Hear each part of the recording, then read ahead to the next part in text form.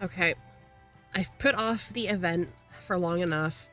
We're down to our last day, basically, to complete it. So,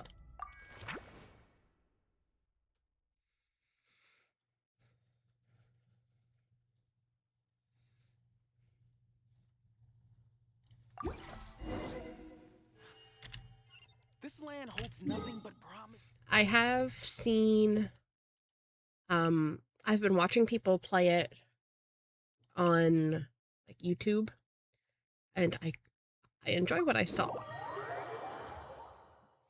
It's nice having the throwback to the beginning of the game after what, almost 6 years now.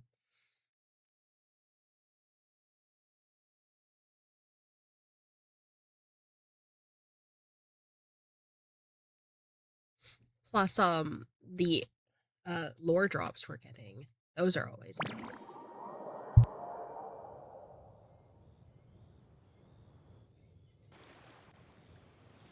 Huh, that's weird. Jean said this is where the event is supposed to be, but there's nothing here. Oh yeah, now that you mention it, this is where our journey officially began. That sure brings back memories. Kinda nostalgic, really. Even after all this time, this place hasn't changed one bit. Ah, look who's getting all sentimental and poetic. Well, we still need to find Jean and the others. Let's have a look around. Yeah.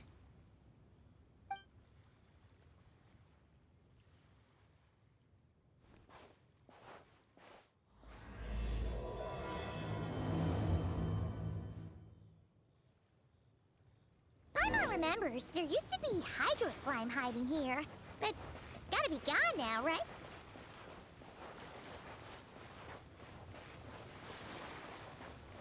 Whoa! A fungus? Are those supposed to be in Mondstadt? Not that these are a real threat to us at this point, but still!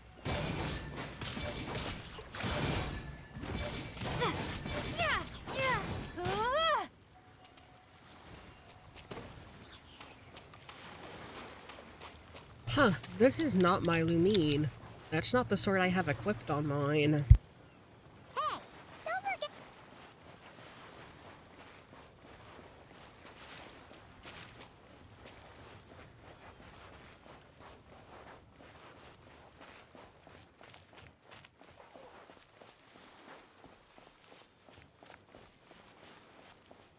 Hear that? Link said this isn't hard enough. Should I grab a geofishing for the next round then? Is this really the time to get competitive?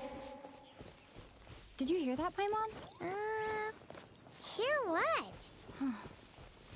Must have been my imagination then.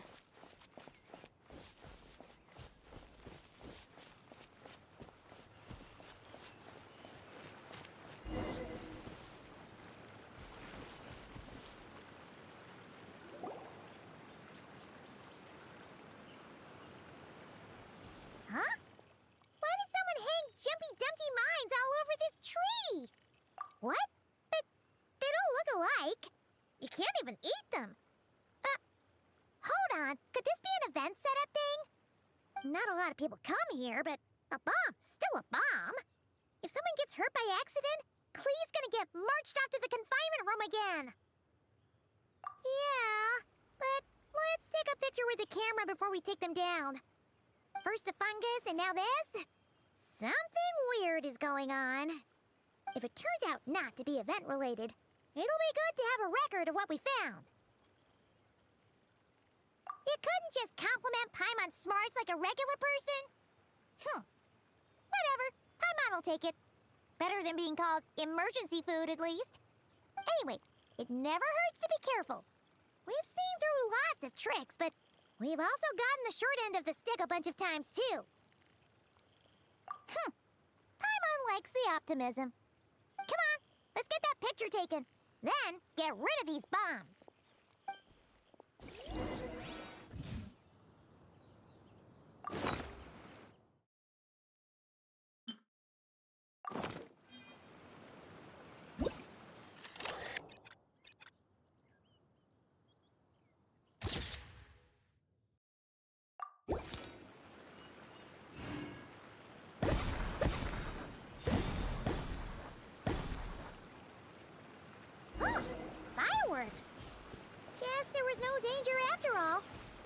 Were those meant to welcome us or something? Anyway, we should be good here. Let's keep going.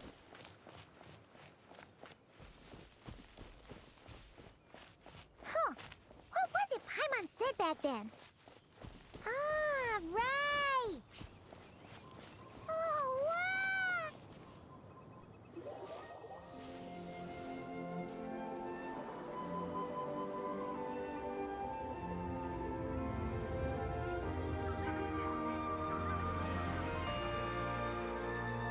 That's a statue of the seven! Among the seven gods, this god controls the wind. You remember too. It's weird though. It seems like there's something different about it. Let's take a closer look.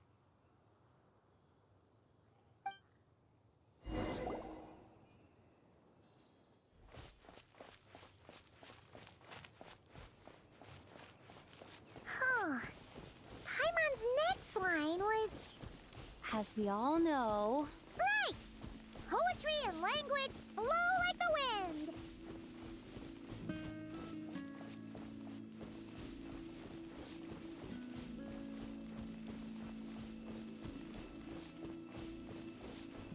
Look!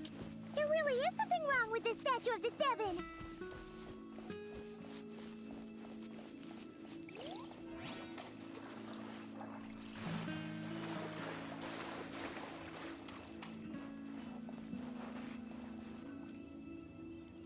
Okay, Paimon's sure of it now. This can't be for an event. No one in their right mind would replace that huge statue of the seven with a statue of Klee. Yeah, and well made too. But that's not the point. You're not weirded out by this? Oh, you're right. This must be Alice's doing. She could put 100 Klee statues all around Mondstadt and Paimon still wouldn't be surprised. That explains the other weird stuff we saw up till now, too. She must have asked Jean to write that letter so we'd lower our guard. No, wait! Maybe that was Alice just pretending to be Jean. Paimon wouldn't put it past her. Yeah, Paimon's not upset. The surprises were nice, and this statue is pretty cool. Plus, we got to take a little trip down memory lane. Makes Paimon feel all warm and fuzzy, remembering where it all began. What do we do now, though? There's nobody around. If this is some sort of elaborate prank, guess we're in it until the people behind it jump out and say, "Gotcha!" Huh? What does that mean? Oh, yeah. And there could be even more. Guess all there's left to do is touch that statue and find out. Maybe it'll give you the power of pyro or something.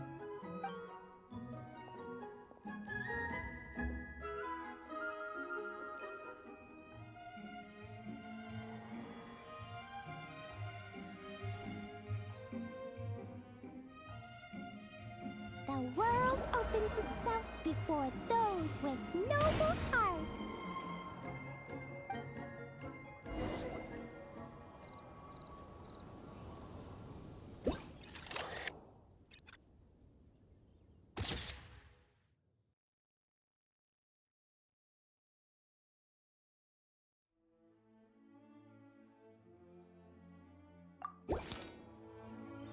Sparks and splash! You were right! Alice is full of surprises. Good guessing on your part. Let's keep going and see what else we find.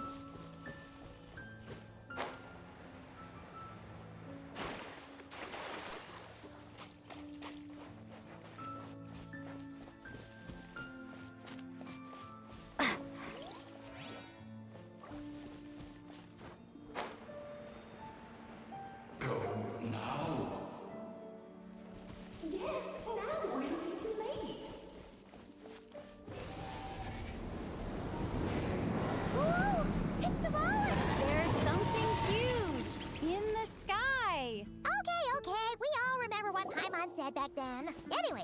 he's here, that must mean we're about to meet another old friend in these woods.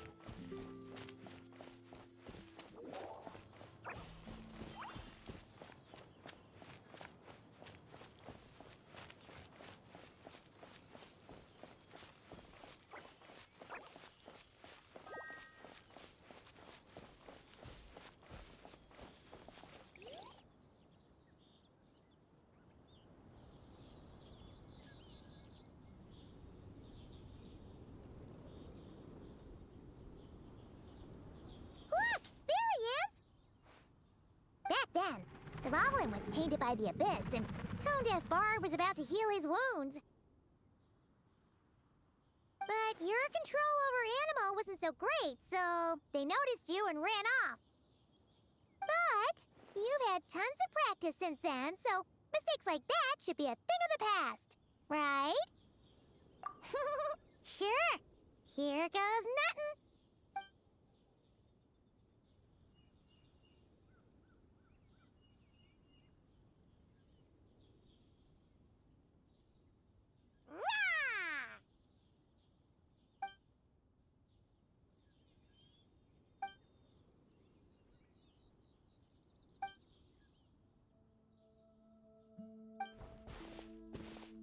Well, this is awkward. You really hung Paimon out to dry there, traveler. Apologies. You were just even livelier than I remembered, and I wasn't expecting it.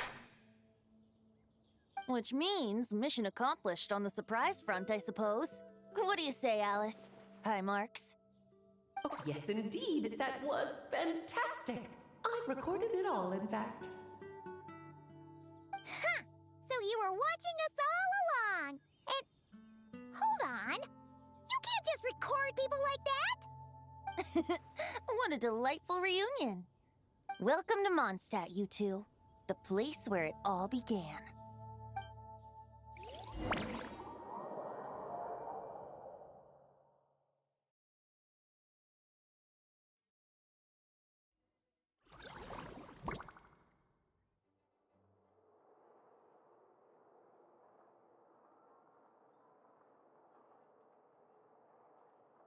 Lovely to see you, dearies. So what's the verdict? Did our special welcome ceremony meet the mark? It was very... you, that's for sure.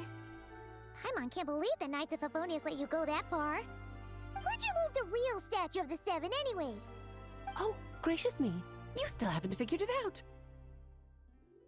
If I had actually done something to that statue, I would have been locked up in the teensy room next door by now. Certainly not my idea of a pleasant afternoon. So, what's going on here? Ah, now you're asking the right questions, Paimon. The answer lies over here. Nicole? You're here too? That's right. Our two lovely mages are here on vacation. In fact, everything you just experienced was their handiwork. But I'll leave the explanations to Miss Nicole. I trust you're well acquainted with her skill at explaining all manner of magic and phenomena. Yep. We experienced that firsthand in Nocry. This bubble is a new kind of magic Alice and I invented. Inside it is a small world created using a person's memories. When you were busy reading that invitation to Mondstadt, Alice took the opportunity to place you within it. Oh, we didn't even notice. Huh, I wouldn't be much of a dodo king if I couldn't pull off a simple trick like that. All that to say, the things you saw weren't real. They only exist within this bubble. Ah, except for Venti and Dvalin, of course. I invited Venti, and he brought the dragon along. It's not every day you get to relive the beginning of your journey. It feels like listening to a verse you haven't heard in a while, right? You might not remember the name or melody, and still, you start humming along in no time. I'm assuming your trip down memory lane was similarly nostalgic. So does Jean know about this or not? Paimon's starting to think that invitation letter was a fake. Oh Oh, no. Jean wrote that herself, I assure you. I wouldn't dare forge a letter under her name. Huh. So you do draw the line somewhere. Whew. Not with my daughter in her clutches. If you ever become a mother, you'll understand.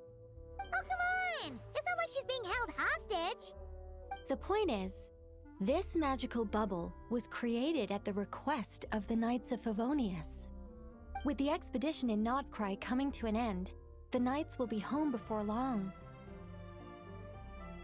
Varka thinks it's better to give people time to reunite with their families, so he told Jean to hold off on a huge welcome reception for now.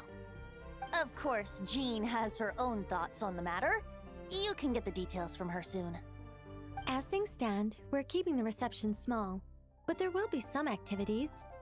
This magic bubble is one of them. The returning knights can use it to catch up on all the major events that have occurred in Mondstadt while they were gone. Simply put, it's a reenactment of your adventures. Indeed. The ultimate goal is for everyone to have a chance to take part in the excitement.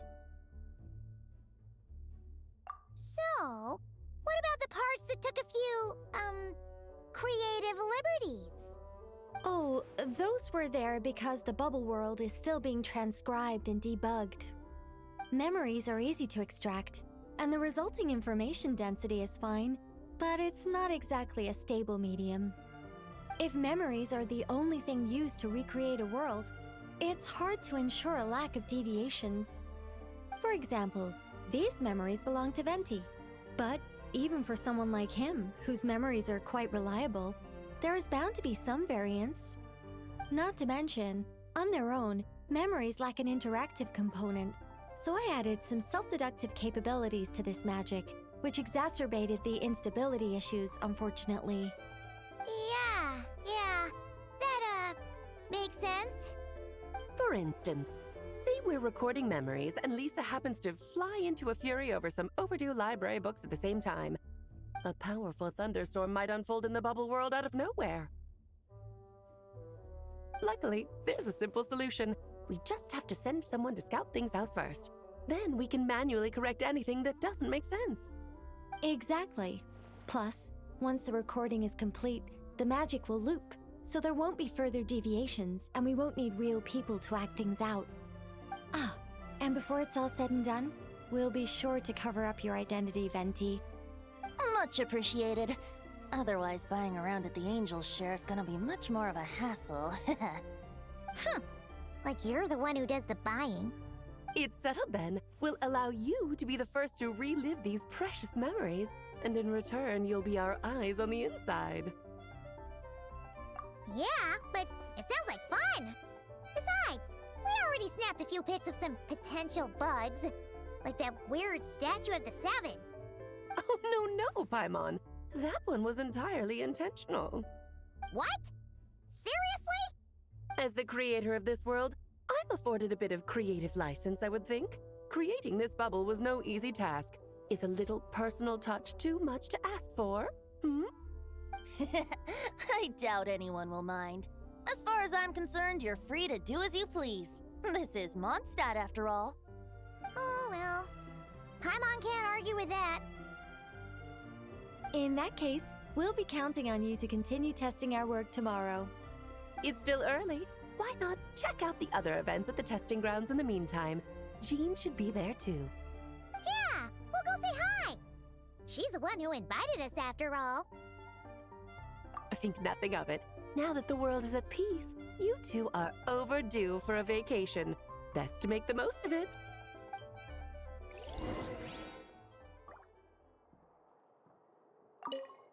Dvalin appeared a little late, but his sparks and splash triggered a deep magical reverberation. Background music needs to start half a second later. I should put another instance if and now the diagnostics are failing? I just don't get it. Nicole, dear, stop fretting. You're projecting rather loudly, you know. Every detail is within your control, huh? Color me impressed.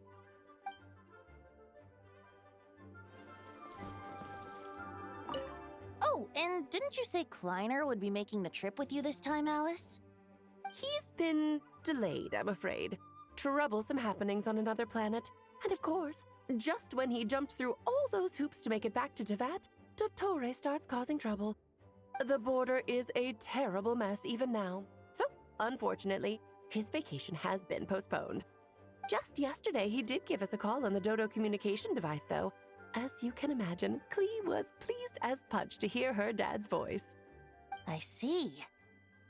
Being a seeker is a tough job indeed.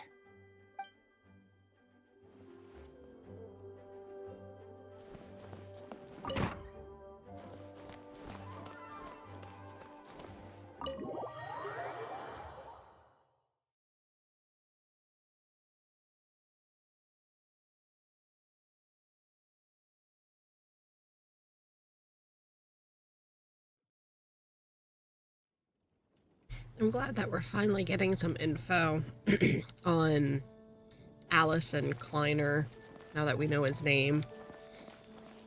I had seen that there were some worry that they were going to make Klee like a clone or like a magic child.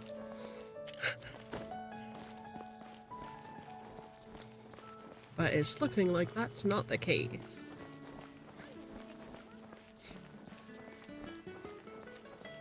Though, I've also seen some people saying that Alice might not be playable because of it, which I'm hoping isn't the case.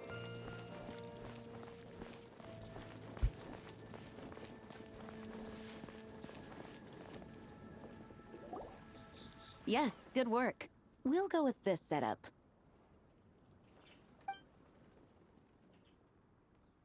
Hey, Jean! We're here! Honorary Knight, Paimon, welcome back. Did you have a good time in Alice's magic bubble? Yeah, it was so cool!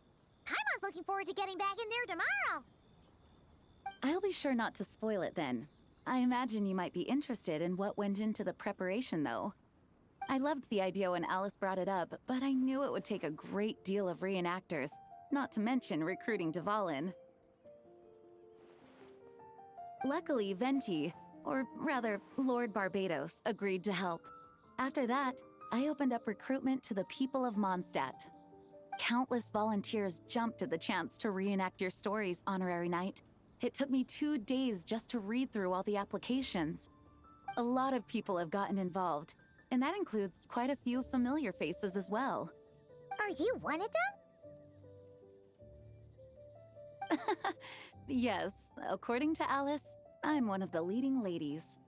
Yeah, there are other activities here too, right? Sounds like there's a lot on your plate. Ah, well, such are the duties of the acting Grandmaster. I'm used to it. For those of us who have been holding down the fort, so to speak, the return of the expedition team is a matter of great importance. The Grandmaster contacted me and said not to organize a grand reception on their behalf, and I understand where he's coming from. I'm sure the team will be exhausted upon returning, and making a big fuss might just tire them out further. I'm sensing a butt in there somewhere. Tone Deaf Bard said you had other ideas. Yes, well, those of us here in Mondstadt have been awaiting their return for a long time. Resuming normal life after such a long expedition will be quite an adjustment. An official welcome might help them feel at home and reacclimate to life here. Not to mention, it's a chance for the people to show them no matter how long we've been apart, we're still family. Yes, absolutely. And I don't know, perhaps I am overstepping. I just hope the Grandmaster isn't too upset. So, besides the whole bubble thing, what have you got planned? Here, I'll show you.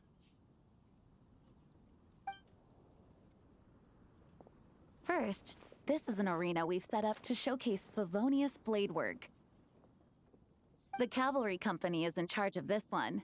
I'm sure there will be some exciting sparring sessions. Ooh, that means we'll get to see Kaya on stage! That's right. Compared to me, he's much better at keeping things interesting, even when the subject matter is quite serious. I can think of no better person for the job. You're as modest as ever, huh, Jean? Over here, we're running a wind glider speed shooting event. It's not hard to guess who's in charge of this one, I'm sure. Yes, her gliding skills are top-notch, and she's quite creative when it comes to event design. Be sure to check it out when the time comes.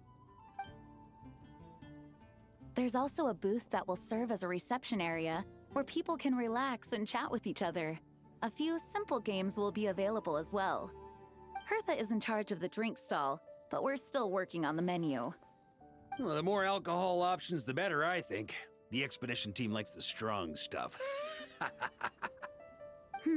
Fair point. Huh? What's with that face? Grandmaster, you're back?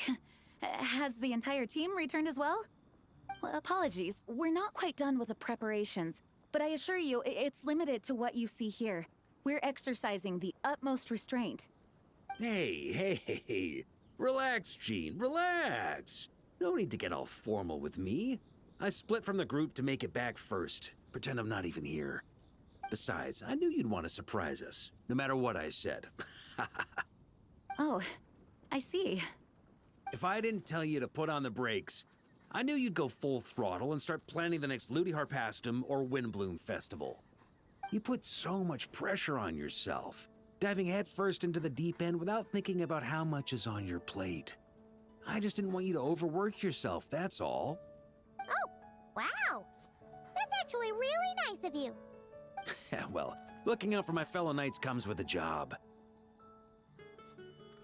As for the event, food, drink, and fun in spades without too much pomp and circumstance. Yeah, just like a Mondstadt festival should be. The team will feel at home in no time. That's far too kind, Grandmaster.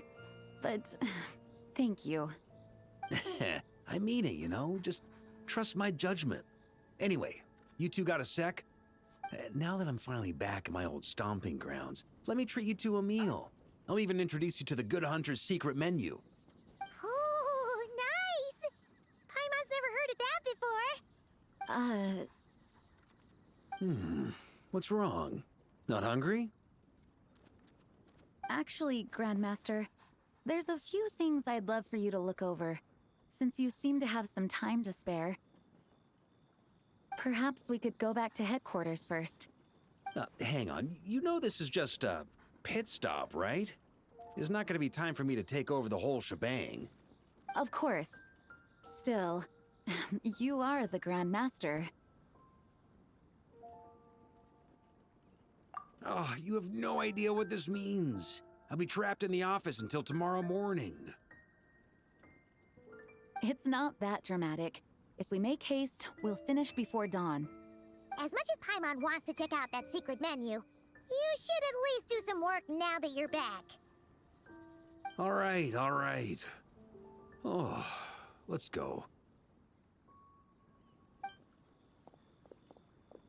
Guess I'll see you tomorrow.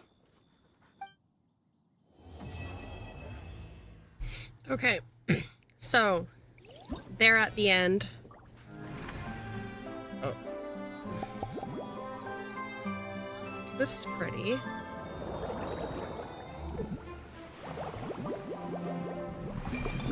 They're at the end of that scene. I heard something to, what is it? My right, like over behind my right shoulder. I turn around and Clementine is going absolute wild on one of the new cat toys I got her. I have never seen her go that crazy before. It was very cute and very funny. Where is she now? Oh, she's over at her water bowl getting some water.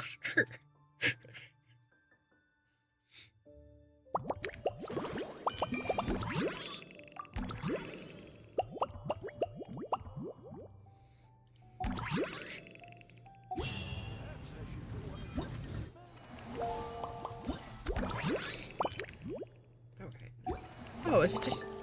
Okay, here we go.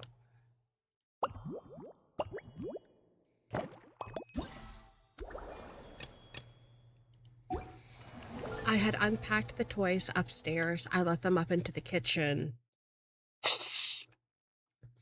Oh, excuse me.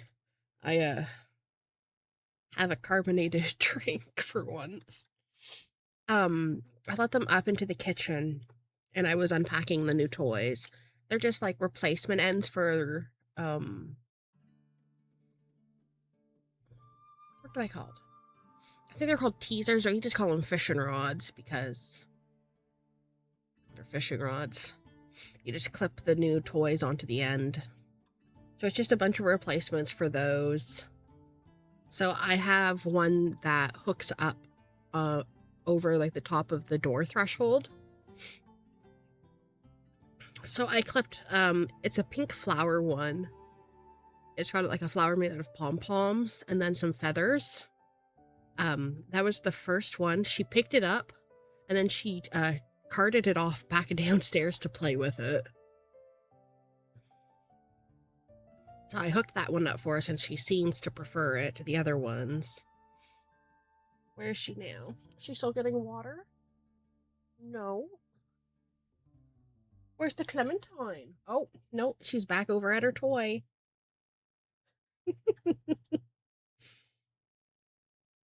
She's staring at it. She is going to, she's going to rip that toy to shreds in like a day, for sure.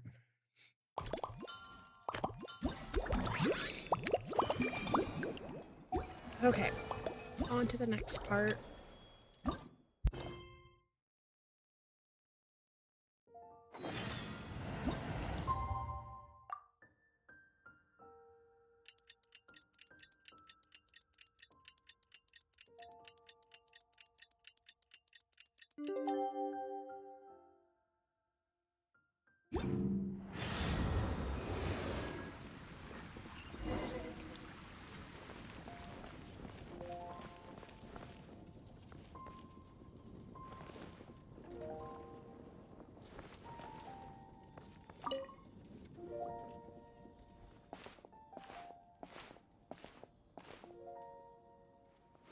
I don't think this is the next part.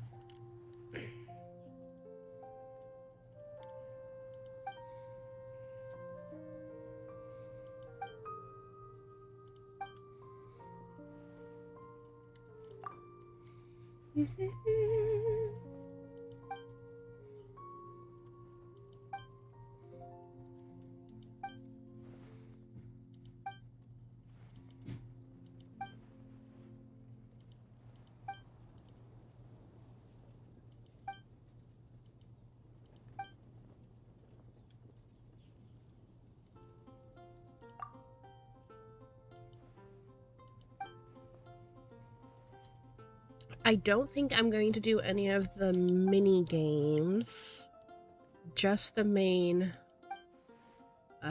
quest line.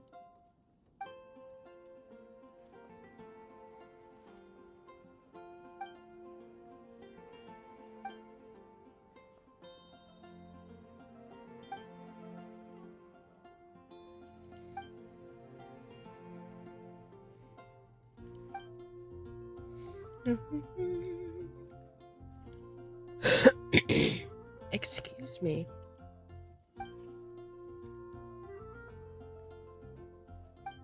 Oh my goodness, how long are they going to talk for?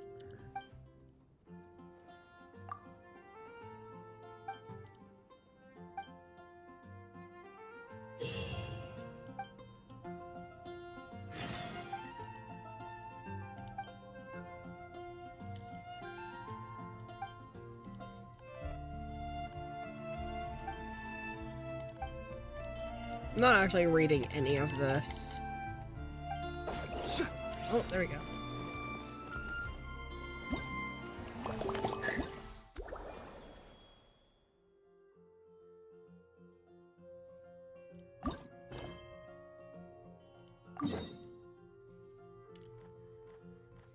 Okay, so it's back up there. Which I should have expected, to be honest.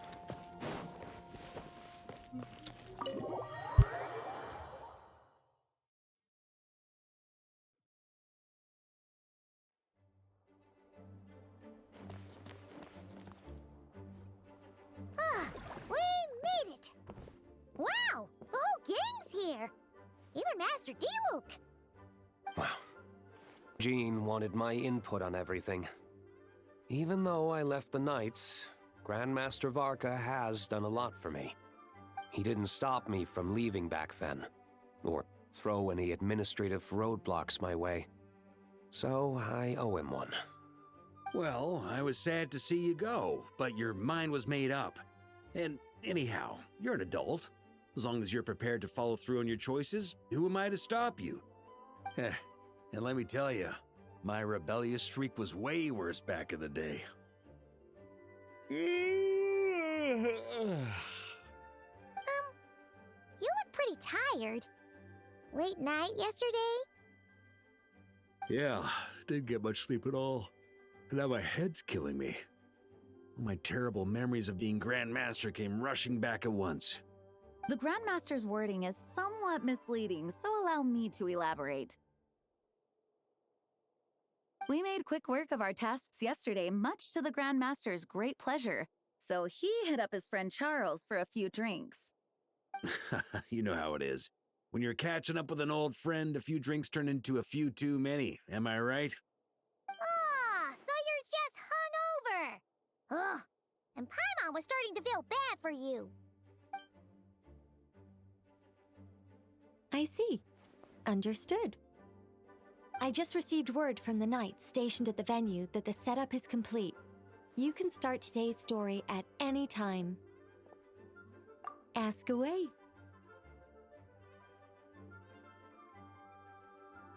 Ah, you mean like how only you could have purified Dvalin's tears? That ability is unique to you, and to be honest, a lot of people might not even know you're capable of something like that. So they might get stuck at that point in the story. Don't worry, I thought about that. The story told within the bubble has some jumps. I've deleted the parts that might complicate things. The remaining content doesn't require the participant to do much of anything, actually. It should be like watching a play, except you get to walk around as you enjoy the performance. Wait! But we ran into a combat encounter yesterday when that fungus jumped out at us! We'll take care of that. Alice and I want this to be an experience even a child can complete without trouble. The parts you're testing today are more stable, so there shouldn't be too many bugs. Of course, when you access the dicier sections, be sure to keep our vision in mind. Speaking of Alice, where is she? Klee demanded some playtime with her mom. And, of course, as far as Alice is concerned, nothing is more important than a request from her daughter. Yep, that checks out. Ha ha ha! Well, let's get this show on the road. I'm ready to witness our honorary knight's story firsthand.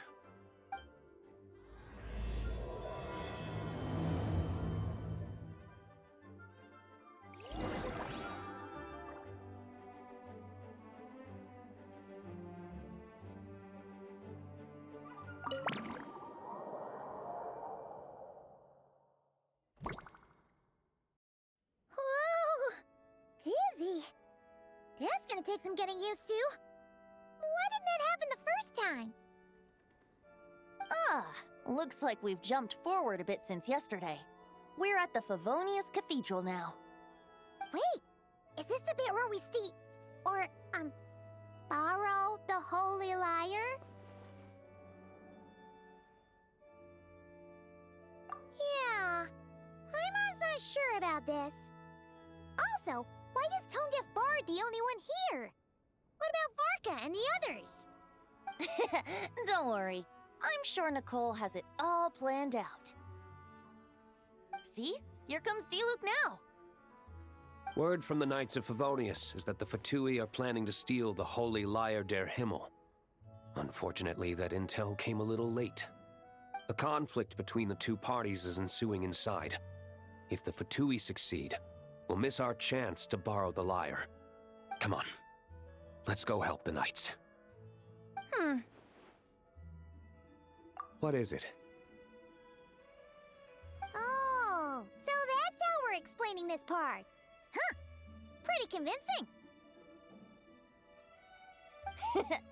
It's all thanks to that committed performance from our good friend Diluc. I'm just reading the lines Miss Nicole gave me. You need to play along, okay? The cameras are rolling. Don't worry. Our operation isn't that strict. If there are slip-ups, I'll just delete them later. Feel free to take a relaxed approach. Wait, that was Nicole's voice? Where's it coming from? Probably that small bubble. That's right. This is a kind of communication magic. The same one the Knights of Favonius used to get in touch with me earlier. If you get stuck at any point, you can contact me through this magic, and I'll provide a few hints. How very convenient. I suppose, given how the story is progressing, we don't have to worry about borrowing the Holy Lyre then. That's right.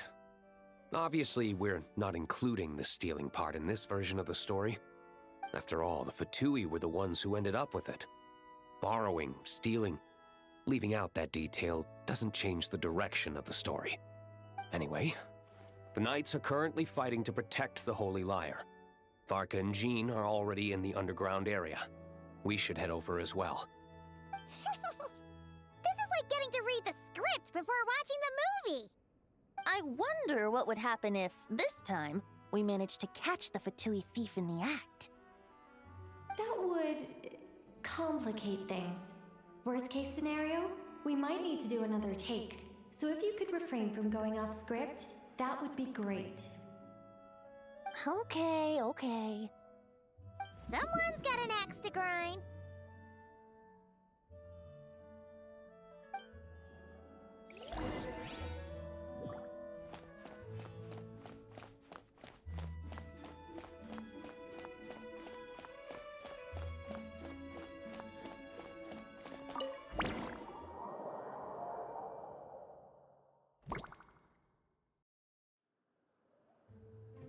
You're just in time. The situation is not looking good at the moment. The Fatui brought much more force than expected. Yeah, it's turned into quite a mess.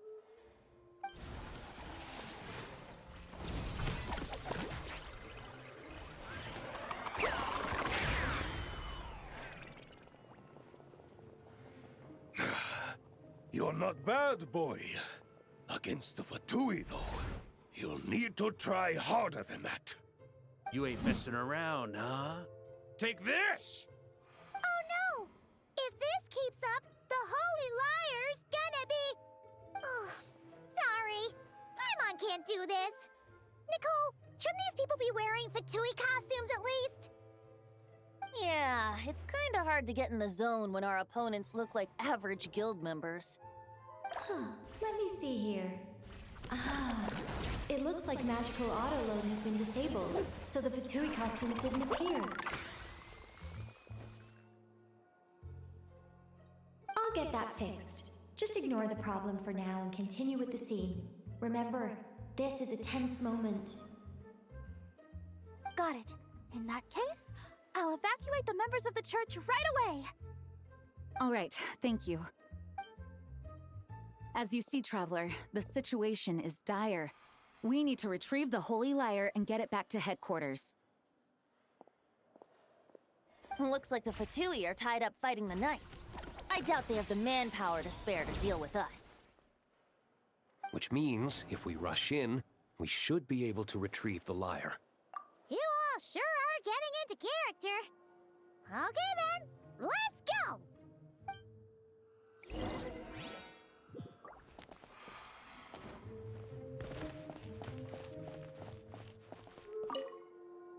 If the conflict really had escalated to this point back then... Ugh. Just imagine the cleanup work. Yeah, good thing it didn't turn out like that. No use thinking about something that didn't happen, right? When your free time is as precious as mine, it's hard not to think about it.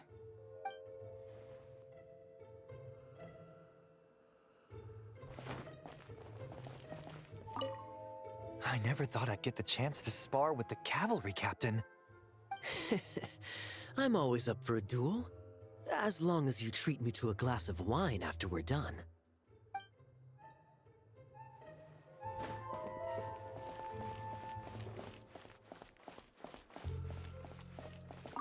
I couldn't keep up with you after all, Grandmaster. It's like you've gotten even stronger since I last saw you. Expeditions have a way of doing that to people. Ever consider taking your adventurers out on a long trip? Ah, I think I'll pass.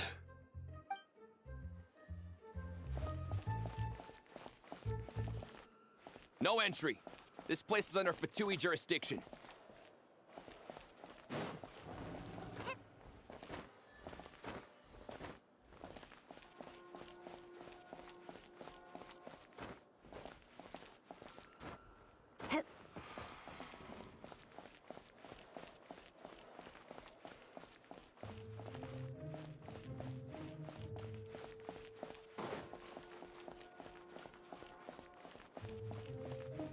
How dare you stand in our way! You'll face our Harbinger's wrath soon enough!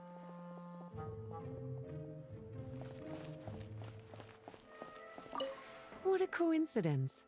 Or perhaps I should say, great minds think alike. Yes, well, this looked like the most relaxed part of the performance. I'd prefer to get this over with and return to my work as soon as possible. I'm assuming you feel the same, Miss Lisa? Of course. After all, this place suffers from a dire lack of comfortable chairs and good tea.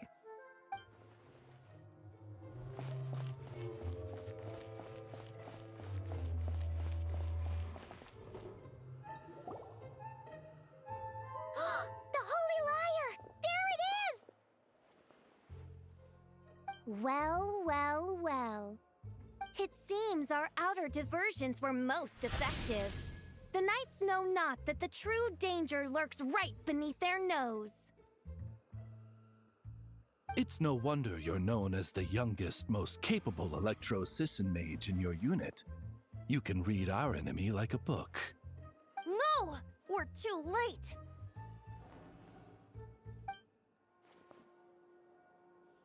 Put the liar down. You heard her! Put it down and put him up! Or this is gonna get ugly! Wait, why are you the only one with a costume, Fischl? Why, because I fashioned this headpiece myself, of course. How does it look? I am the spitting image of an Electro-Sisson mage, am I not? And I suppose I look enough like an Electro-Sisson as I am. Hold on. Trying to distract me with conniving conversation, are you? Ha! You underestimate me. To think I would appear before you without full confidence in my victory. Go forth, Oz. Sissons, take care of these pests. The holy Liar der Himmel belongs to the Fatui. Whoa, that was fast. Mage-powered flight is something else. Fischl is... the Fatus is getting away! After her, quick!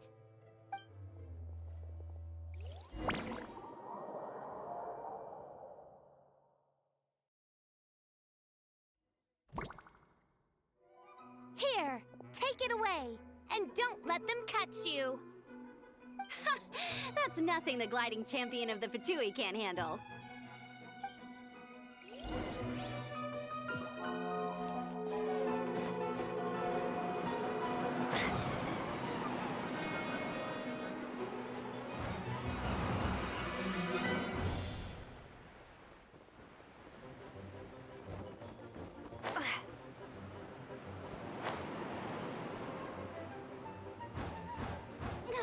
Hey!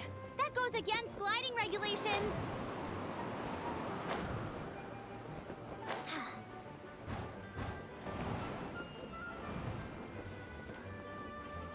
Pretty tough, aren't ya? Well, let's see how you handle this.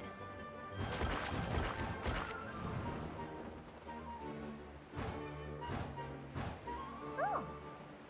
Paimon thought the Adventurers Guild were the only ones role-playing as Fatui. Just thought I'd lend him a hand. Fischl didn't have time to make me a cool hat, though.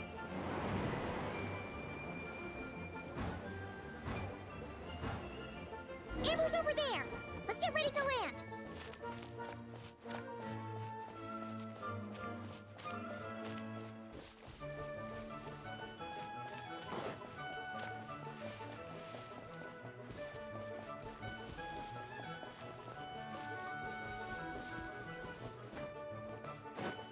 come! Positions, everyone!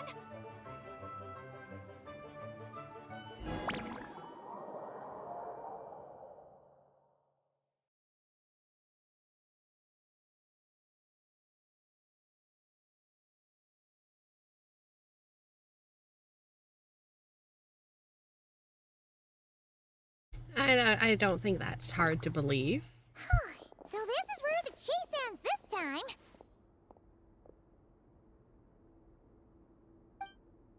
Wait a minute. This isn't what their hideout looked like. It's at least a few times bigger.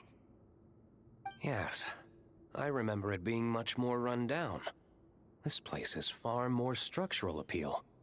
The Lawrence clan lived here for a time, but this doesn't look like their handiwork. And I know for sure it's not the work of the Knights.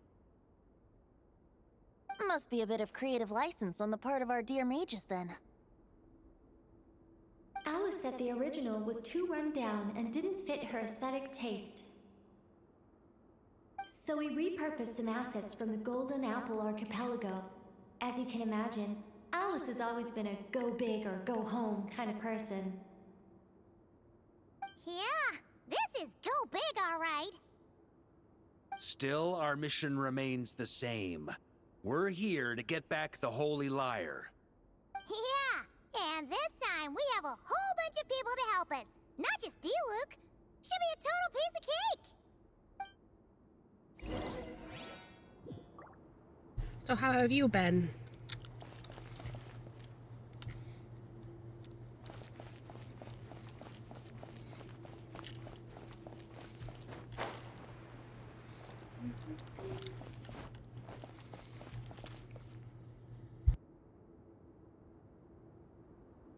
A human never doubts what their eyes see or rejects the ground beneath their feet. Both now warn you that this is the end of the road. Give up and turn back while you can. That voice. Is that Mona? Mona? Oh, you mean Barbarloth's student. You know about her? But Mona came to Mondstadt after your expedition left. Well, I had regular contact with the Hexen Circle, so her name came up now and then.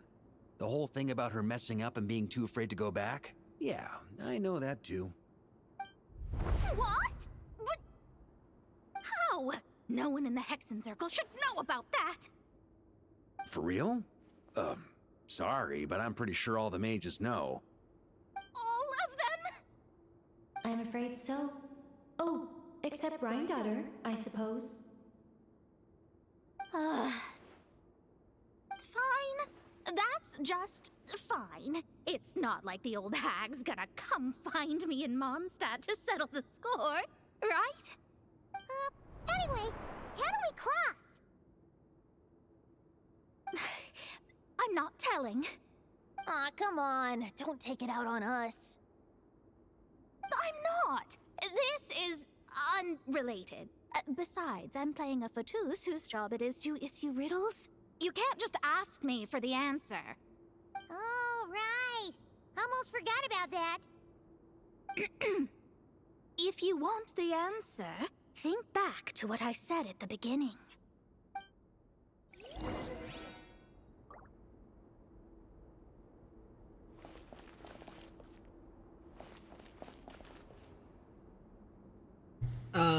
I don't remember what she said. I'm just gonna... I was just gonna jump and see how far I could get on my glider. Okay, so forward 2. I forget which one I'm at. Oh. I'm at that one.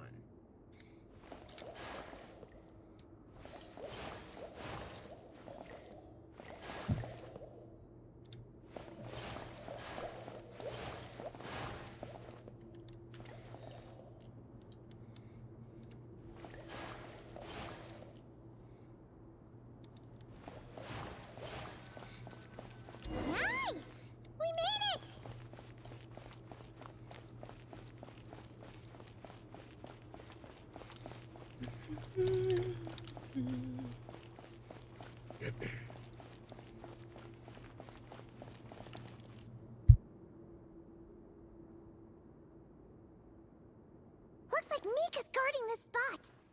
Oh, hey! It's been a while. Hello, Grandmaster. Hello, everyone. No. Wait, my line... how did you get in here? I would think you have bigger concerns right now. Tell us where to find the lyre. It's locked in the back room, but good luck getting in there. 3 crests are needed to enter, and each one is guarded by a Fatus. Wait, but in real life, we only needed 1 key. Yes, but there are 3 locations to visit. If there was only 1 key to be found, there's a good chance the encounters set up at the other 2 locations would go to waste. All our actors worked so hard to memorize their lines. It would be a shame if their part got skipped over. Fair point. They're playing through the story just like us, after all. To be honest, when I first read my lines, I was kind of confused at how I just give up the intel without a fight. But when I actually had to stand up against all of you, it made sense. I mean, Mr. Diluc practically had me in a cold sweat. Really? I only had 1 line. Aha! Yet in a game of cards, it's the ones that remain unturned that strike the greatest fear in your opponent. The same principle applies here. That's right! And I've been told you have quite a few tricks up your sleeve, Mr. Diluc. Anyway, you can head in now. Everyone should be ready. One moment. We can't quite end it like this. I believe you have 1 more line, Mika.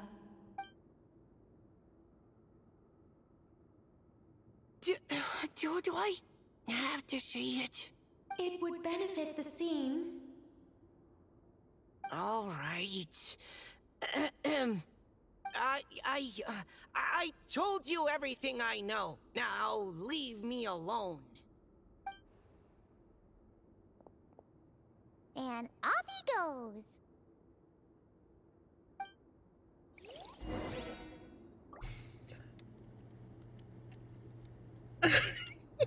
I can't take his voice seriously.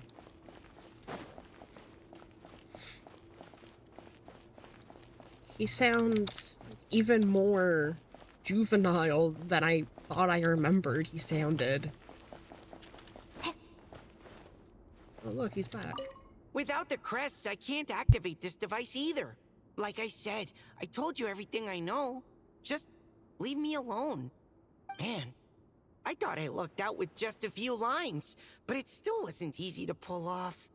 Anyway, if you want to get into that room, you'll need to track down the 3 Fatui with the crests.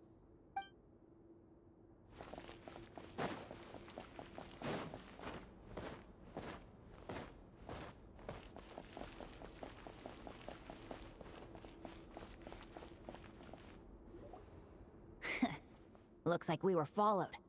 Guess Mondstadt's elite aren't to be underestimated, huh? Stand aside. This one's personal. But this time, I'm fully locked and loaded! Come on, kid! Let's finish what we started!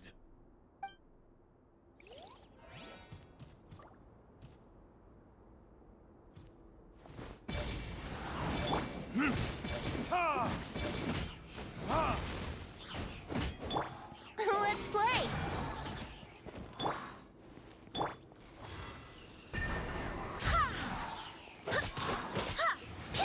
Don't be a killjoy! We've only just begun! Yahoo! Yeah!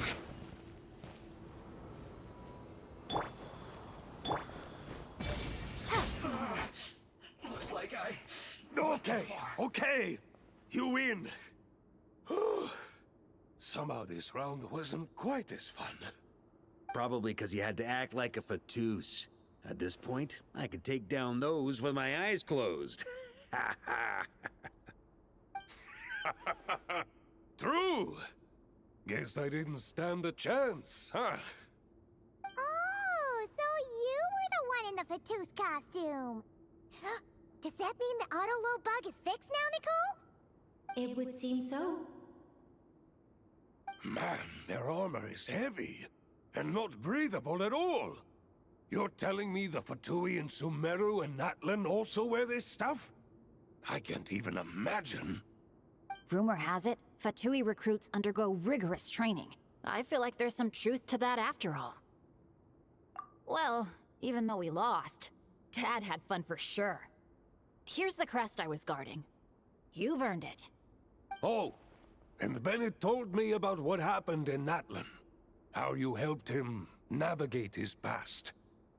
It's hard to believe we finally have answers after all these years. So, on behalf of all the adventurers in Mondstadt, truly, I can't thank you enough. Well, that's what friends are for, right? Speaking of, how have things been since you got back, Bennett? Same old, same old. Bad luck included. But that part's nothing new, so I don't mind. I do miss the Asha, though. I hope I get the chance to show them Mondstadt someday.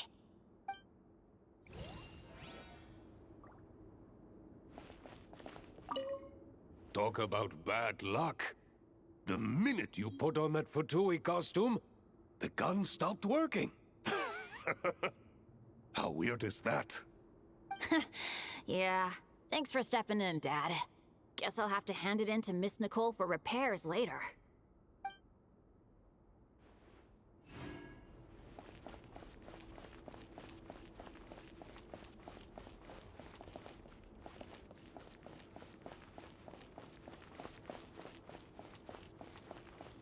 I'm not sure I would want Bennett to be anywhere near a gun. It's better that it just stops working before it, it explodes on him.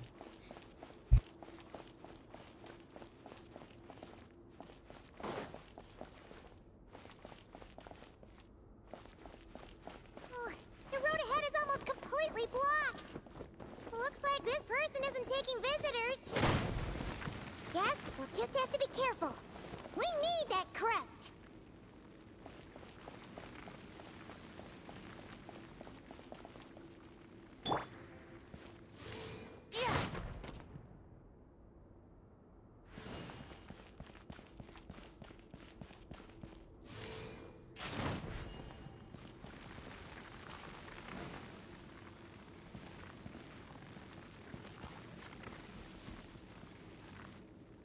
Coming here first?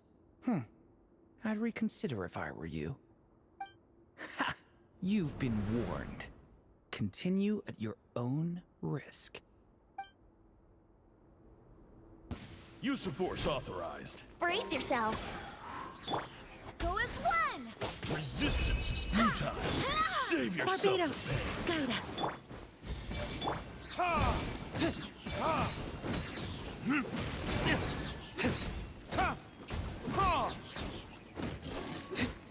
Resistance is futile.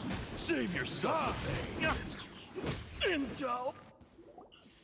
Gotta say, Paimon didn't expect you to play this kind of role, Durin. Well, actually, Aunt Alice was planning for me to play Dvalin if the dragon himself didn't agree to take part. That was the backup plan. Apparently, there's a spell like the one used to make Simulanka that could change me back into an evil dragon. That does not sound like a good idea. I have to agree. That sounds like a disaster waiting to happen. I don't think I'd be very good at playing the evil dragon anyway.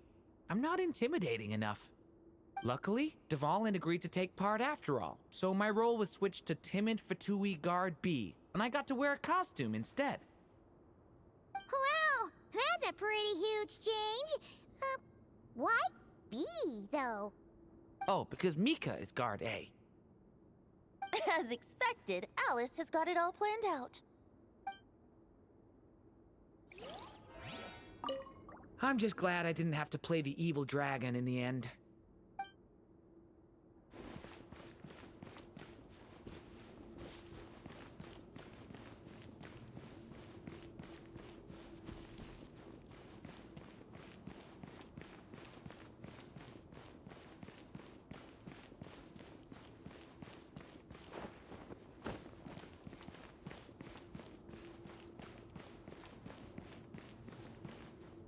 The Fatus up ahead values wealth above all else. No bargaining chip is off the table. Luckily, I've prepared a negotiation multi-tool for this situation. Don't forget to take it with you.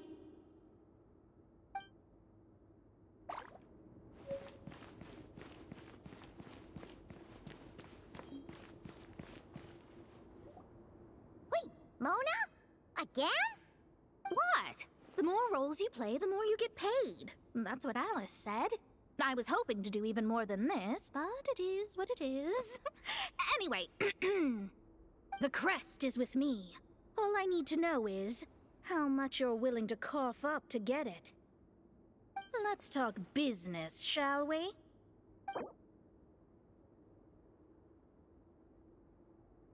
I've never been good at these whenever they're in the game.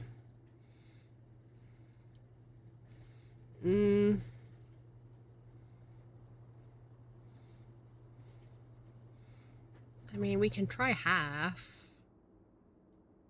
Half-ish. Good enough for me. Gotta know when to fold, right? All right, here's the crest. Huh. And with that, I'm off the clock. Oh, and by the way, word has it you accomplished something major in Nodcry. You reeled in the true moon from beyond the false firmament. Well, I spend most of my time staring into a scry glass, after all. If something changes in the sky, you think I wouldn't notice? Hydromancy uses the false stars to reflect true fate within the water. Now, I can't help but wonder what I would see if I cast a reflection of the true moon instead. Of course, I need a whole new set of equipment to look into that, which means shelling out a whole lot of mora. So I've been taking on a lot of odd jobs. No wonder Alice gave you quite a few parts in this. Generous compensation, minimal manual labor. It's been a good gig. Plus, the Hexen Circle never promises an amount they can't deliver. Even though her daughter is, in some part, responsible for my predicament. That was a long time ago, and I know Klee didn't mean it. Huh. I guess the moon's a big deal in hydromancy. Just spitballing here, but it kind of sounds like your progress would be much faster if you, I don't know, just contacted Barbeloth directly. Oh, come on. Enough about that old hag. You're doing this on purpose, aren't you? All right, we got all the crests. What's that bag and look for Mika? Oh, come on. Enough about that old hag. You're doing this on purpose, aren't you? I mean, he's not wrong.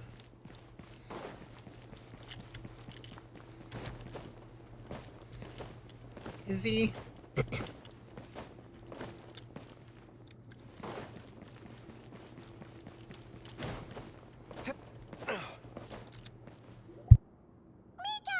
We have the crests. All right. This elevator's a bit complicated to operate, so Miss Nicole asked me to help activate it. Just one moment.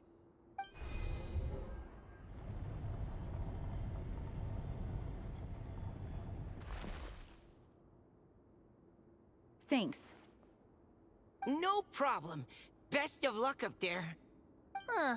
I don't remember Fatui being this nice. Where's the fun in that? Of course you want to make things difficult. Come on, let's get out of here.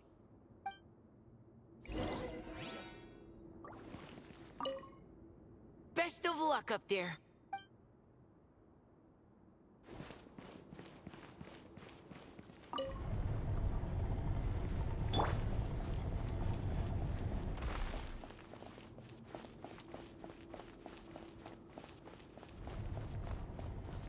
Security's tight around here. I hope this is safe.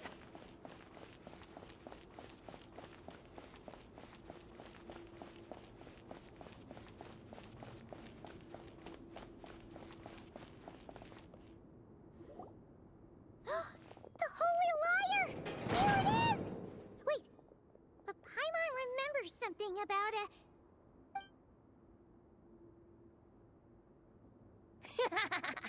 Hot-blooded, careless, and reckless heroes! Despair, for you have stepped into my trap! Wait, what? All it did was lock the lyre up! Well, I wasn't the one who designed it. All Alice said was that activating it would turn the tables. I see. That checks out. They laugh as if they already know what is to transpire. I do not have a good feeling about this.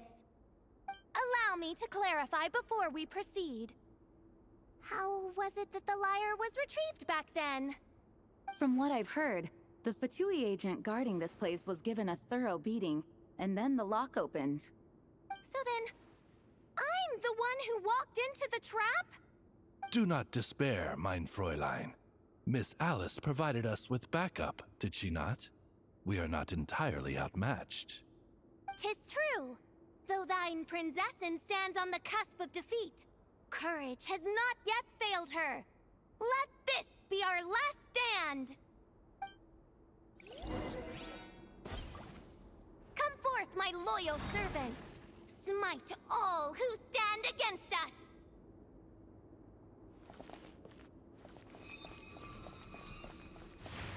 Look! The ravens get confused if they don't hit anyone. Now's your chance! Group 2, reinforce!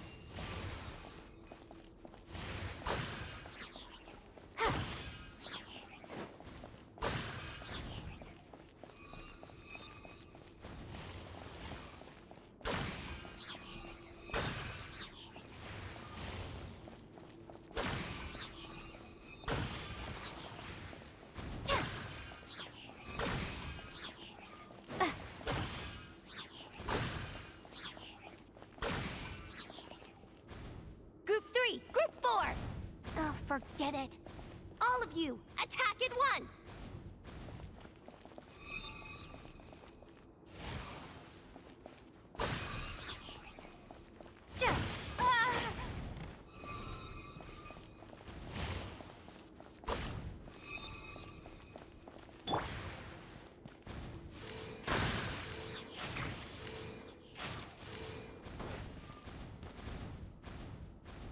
I mean...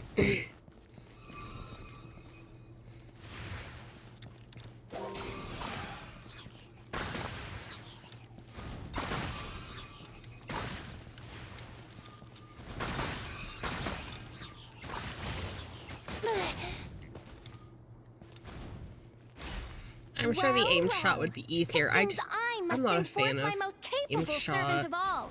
He shall dispose of you in one fell swoop. As you wish, mein Fräulein. Oh, we are doing damage to him.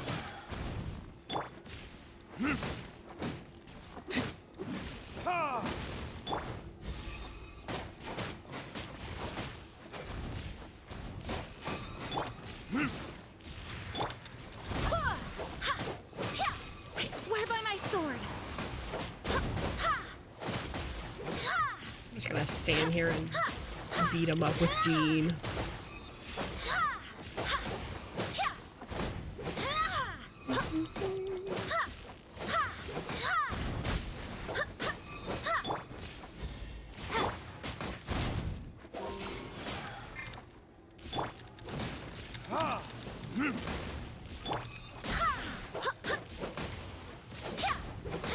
Let's play.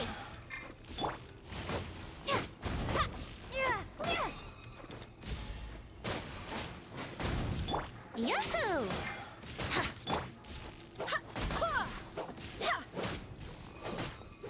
Is her energy recharge always this low? I don't think I'm getting any particles, am I?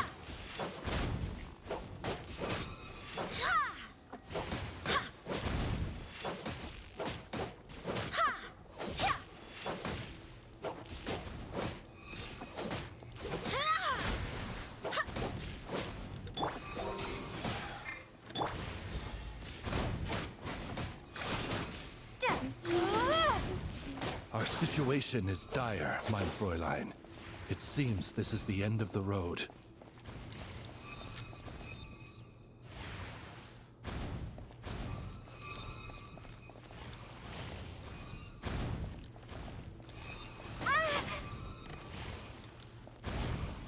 I don't see where he's gone. Oh, there he is.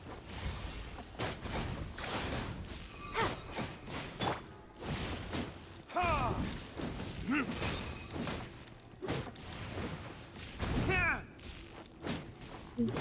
Yeah. Ha! Ha! Ha! All right, all right, all right. I give up. Just don't hit. All right. I know when I'm beat. You win. You were brilliant, Miss Fischl. The recording was fantastic. I'm certain future participants will have a great time. Yeah! This role was perfect for you! Huh. Your praise is a compliment to your own good sense. Yet know that this is but the least of your princess's abundant talents. Huh. It doesn't look like the lock is opened, though. True. This isn't what we were told would happen. I doubt the mages want us to just break it open. It's not their style. Perhaps we haven't met a certain condition then?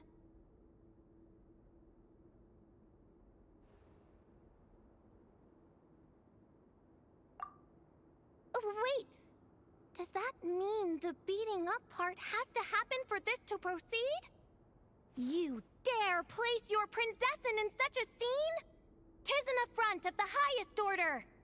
I'm afraid it may be the only way to end this, mein Fräulein. But not to worry. It's all pretend, after all. Very well. I shall allow this trespass, if only to bring this to an end. Just be gentle. Huh? Oh, right. Paimon's the weakest one here.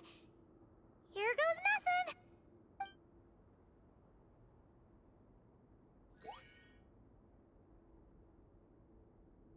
Ah, it's open!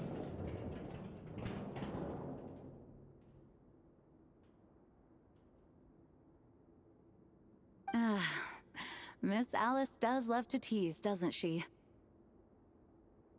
Congratulations on obtaining the Holy Lyre der Himmel. That's a wrap for now. Imagine if we actually had to beat up Fischl to get the lyre.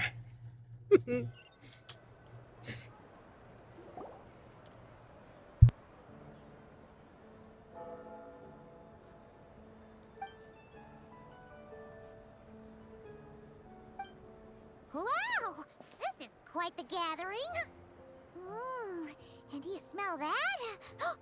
Is that the secret menu Barker was talking about? Oh, Paimon's stomach has been rumbling this whole time, so she's gonna dig in. Don't forget to grab some food before it's all gone, okay? Oh, hello. Did you need something? You know, we often threw banquets like this when I was little. But then, as more and more of our ranks left on expeditions and I was left in charge, the number of celebrations decreased. I'm not the most natural entertainer after all.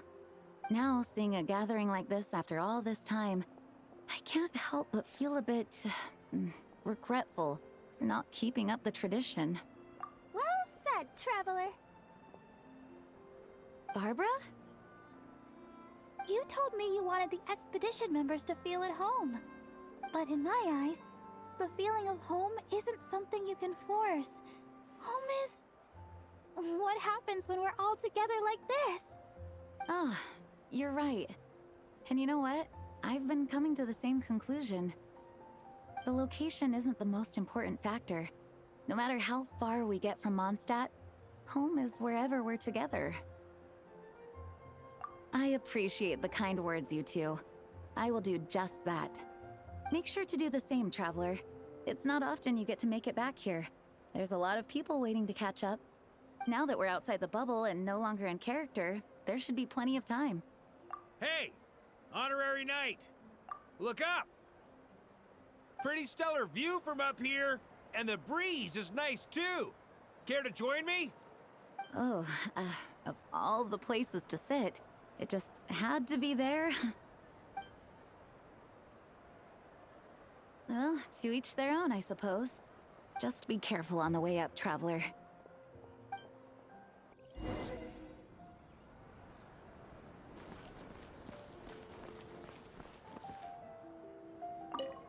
Noelle! I've been looking everywhere for you. Come on, join us. Just give me 1 second. I need to bring a few crates of drinks over first. But I'll be done soon, I promise. In that case, I'll help you out. Wanna eat at our table? A whole bunch of friends are there.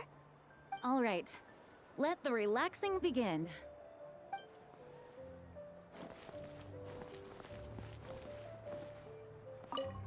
Even though I didn't have a lot of lines, I still had fun. It kind of felt like being back in the Simulanka. Acting out a light-hearted script alongside a bunch of friends. It was nice to have a laid-back experience for once. Quite a change of pace from our experience in Not Cry, huh? Yeah, this was far less complicated. You can say that again.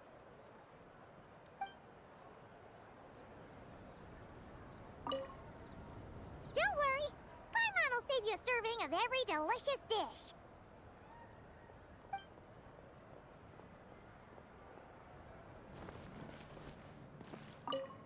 As the battle hung in the balance, I spoke an incantation from the Imanakreich, broke through their ranks with ease, and thus the holy lyre was mine.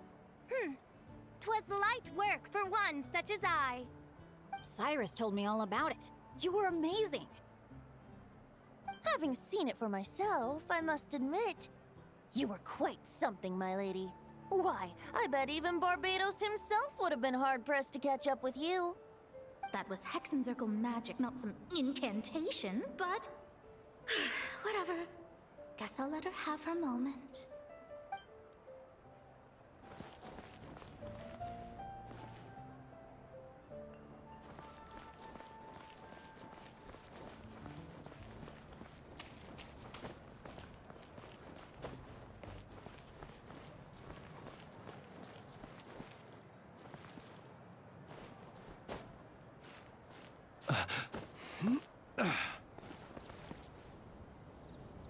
Have a seat. I come bearing drinks. Booze free, of course. You're welcome. How did he get the drinks up there in those cups? Well, that's what being home is all about, right? Letting go, feeling at ease. Figure we both deserve that after all this time. You think so? Glad to hear it. There's no place like home. That's what people say, right? The expedition took me far and wide, and still, little alcohol in my system, it would all come back. The cathedral, the statue, the windmills in the city, the pigeons and dandelions in front of the gate. The further away you get, the more you miss it. I might be biased, but it means a lot that you care about this place. I get that. The people are what make Mondstadt what it is, too. All the carefree kids running around, livening up the place. Which reminds me, I never thanked you for helping Mondstadt out back then. It takes a special person to do what you did.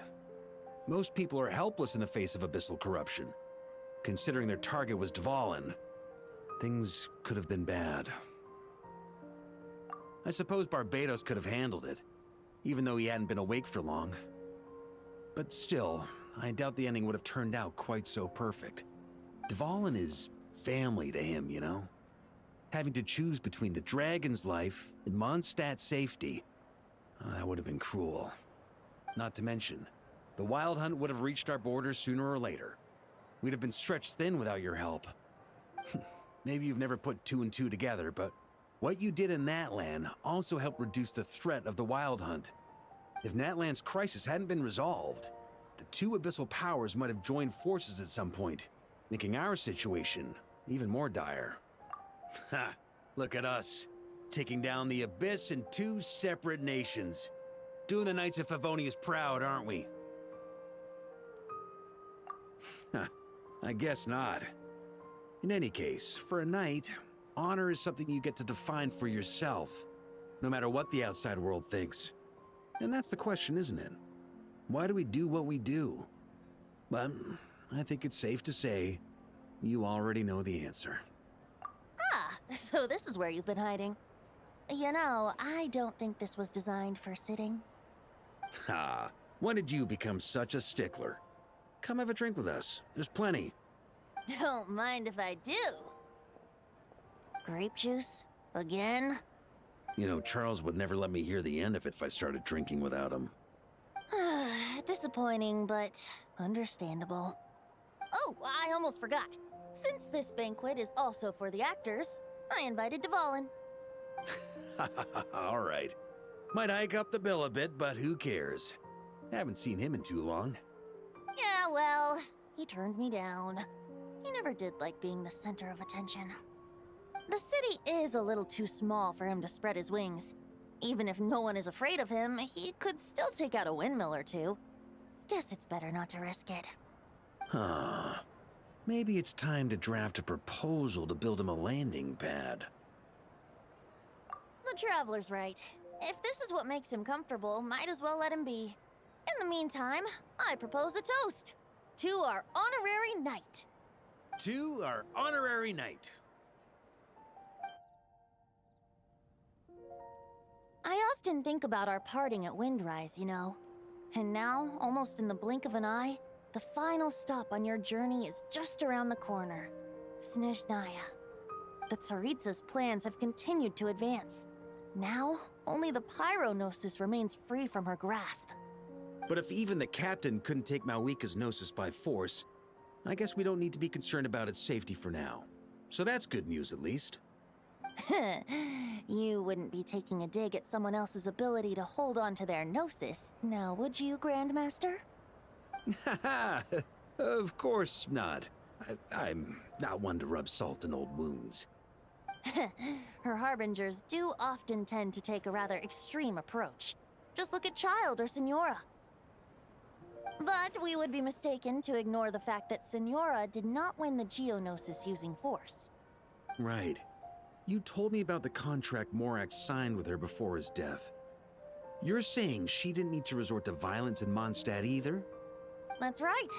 If she was able to provide a reason convincing enough to persuade Morax, she could have persuaded me no problem. I suppose she just didn't think there was a reason to negotiate. I had just woken up, so I must not have seemed like much of a threat. Honestly, the Gnosis was of no use to me. I didn't care who it belonged to or what means were used to take it. I just knew if I fought her in that moment, the cathedral, perhaps even the entire city, might have become collateral damage. True. I wouldn't put it past Signora to take civilians as hostages either. In the end, though, it was those same methods that led to her end. After all, her third target, the Raiden Shogun, wasn't a big negotiator back then. Perhaps Signora's success in Mondstadt and Liyue convinced her that she was a match for the Archon of any nation. You did the right thing. It pained me to see Inazuma as it was back then. I'm glad things have changed since. Of course, now the elite force of Harbingers has quite a few missing from its ranks, so I suspect the Tsaritsa no longer has the means to meddle in other nations like she used to. Who knows? Perhaps a chance to formally meet her in Snezhnaya might come sooner than we think. Some of our knights remain stationed in Not Cry. If you need help, just say the word, and we'll be there. The look in your eyes. It's changed a lot since you first set off from Mondstadt. But my advice remains unchanged. Never forget that the journey itself has meaning, traveler. The birds of Tevat, the songs in the cities, the Tsaritsa, her Fatui and the monsters, they are all part of that journey. Perhaps earth-shaking truths and indescribable trials await you at the end. Just remember, there is more to life than that. All right, that's more than enough acting like a real Archon for one night. And still, not a sip of drink for dear old Venti at a time like this? You're no fun, Varka.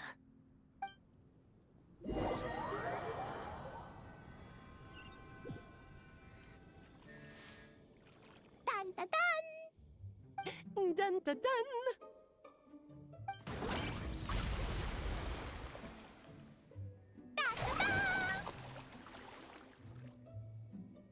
Da da da!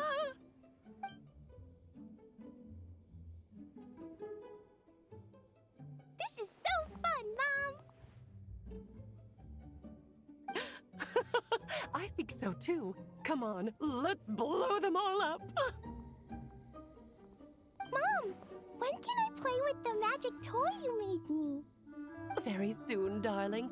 In fact, it should be ready tomorrow. I just know you're going to love it. Yay! Can we play together?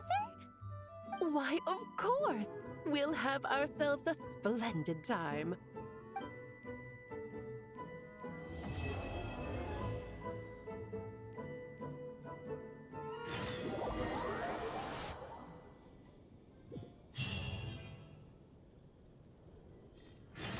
You can't believe Klee would kill all those fish. I mean...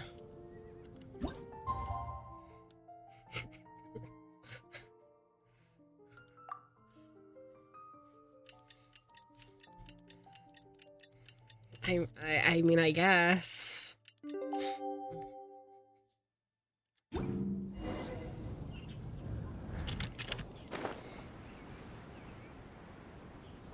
I suppose it's better that she's blowing up the fish and, you know, not more of the mountains around Mondstadt.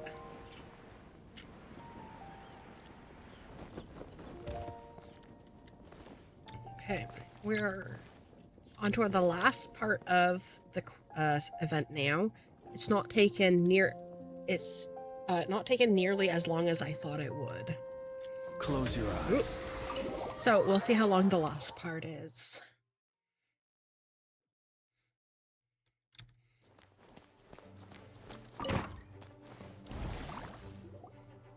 Alright, we made it! Time for round 2. Huh? Was this bubble this color before? Is something wrong? I'm not sure. It was like this when I came to check on things this morning. What? That can't be! How would the power of the abyss even get in there? You sure know your stuff, Traveler. That's where my head went too. But I don't know. Something is different about this power. What does that mean? It seems to be in an embryonic state. Like an egg that hasn't hatched, the dark clouds before a storm, or an omen before disaster strikes. Of course, the world within the magic bubble is imaginary, so the same should be true of this abyssal power. At least for now. You created this magic, right, Alice? Do you have any idea what's going on here? Ooh, new magic does often come with its issues, so I can't say I'm entirely surprised something like this would crop up. As for a solution, however, I'm afraid I need more information first. One thing is for certain, at least. Given the current threat, we'll have to close off the bubble to event participants. My apologies, Miss Alice. I know you've made a promise to Klee, but I'm not sure you'll be able to keep it. Have we ever seen Alice look this serious? Unprecedented crisis notwithstanding, it's too soon to just throw in the towel. What we should be focusing on is how we're going to fix this. Are we talking about the Klee situation or the Abyss situation? Both. Now, I have my suspicions, but I'll need someone to head into the bubble and confirm a few things. It's not like we can avoid going in there, right? We have to nip this crisis in the bud, after all. I agree. We have to take action. All right. I'll go convince Klee to play somewhere else for now and then head right back. In the meantime, Nicole, be a dear and keep observing the bubble from out here. Oh, and provide any fixes you can while the rest are inside. I don't know, Alice. There are quite a few unknowns here. It's not like I can force people to head in there and take that risk. We angels aren't miracle workers. You sure about that? Fine. I'll do what I can. Just be quick, okay? This is your magic, after all. Well, this is our best option. We're definitely not gonna sit back and watch. The part where Barbados uses the lyre to summon abyss-corrupted Dvalin. Then, everyone joins forces to fight him inside Storm Terror's lair, purges him of abyssal influence, and there you have it. Happy ending. Yep, that sounds like how it happened. Well, we've got the gang from back then all here. Let's go in and find out what's happening. Count me in too. Potential threat or not, if there's even the slightest chance Mondstadt is in danger, I need to get to the bottom of it. Jean? It's nothing. I was just feeling a bit, nostalgic, getting to work together like this again. Yeah. Yesterday felt like that too. Yes, but that was for fun. That which confronts us now is a real crisis. So I suppose the memories just came back to me all at once. Ooh, look at you getting all sentimental. That's a first. Well, I suppose I am a bit too high-strung most of the time. Hey, don't be embarrassed to say what you feel. I think that's how things should be. It's how we all grow closer. Besides, the more you open up, the less people will be surprised like Paimon here when you choose to share something. And just look at Paimon. No filter whatsoever, word vomits whatever comes to mind. And that's what makes her so endearing and approachable. Ha! It's about time you gave Paimon a compliment, tone-deaf bard. Hang on. Was that a compliment? Before we set off, I just want to stress that whatever is happening in the bubble right now is a huge unknown. I was able to maintain contact before, but right now all I can observe within is chaos, so I imagine communication might be cut off as well. It might be difficult for us to guide you, so proceed with caution. Don't worry. This isn't our first time leaping headfirst into a dangerous situation. There's also a last resort I can fall back on if worst comes to worst. Though it would mean all our recent hard work going to waste. You mean destroying the bubble entirely? Yes, if it comes down to it. All right, I'll monitor the situation from outside and provide whatever external fixes and support I can in the meantime. Understood. Prepare for the worst, hope for the best. Sound good? All right, let's go.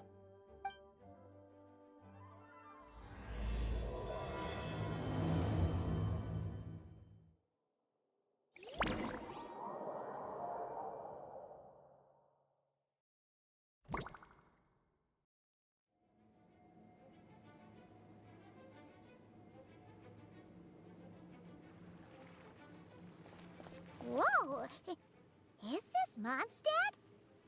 Didn't we all come in at the same time? Where are the others? Look! There's Venti! Surrounded by a whole bunch of monsters! Yeah! Ah, perfect timing. Come on, let's show these unwelcome guests the door.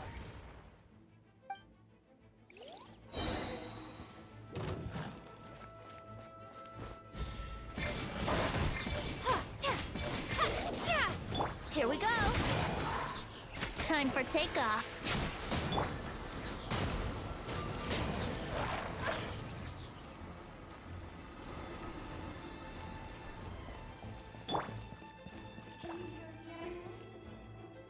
I mixed together some of the communication and control functions and managed to smash together some items that should give us an advantage. These are the menu devices for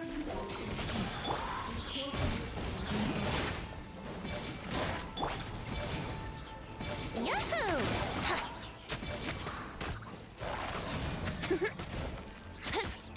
Wouldn't gliding be faster? Think you can get away?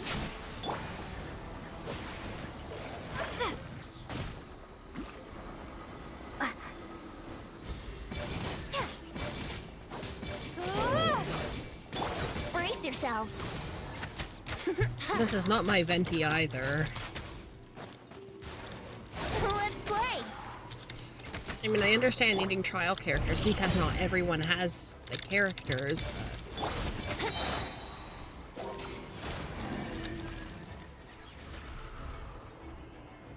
All good, Venti? Very much so, thanks to your timely arrival. But Mondstadt looks like it's in bad shape. Yeah! The city's crawling with abyssal monsters. It's almost like we've already lost. I'm not sure what happened, but the rest of our group might need backup. Let's find them first. Good point. Let's go!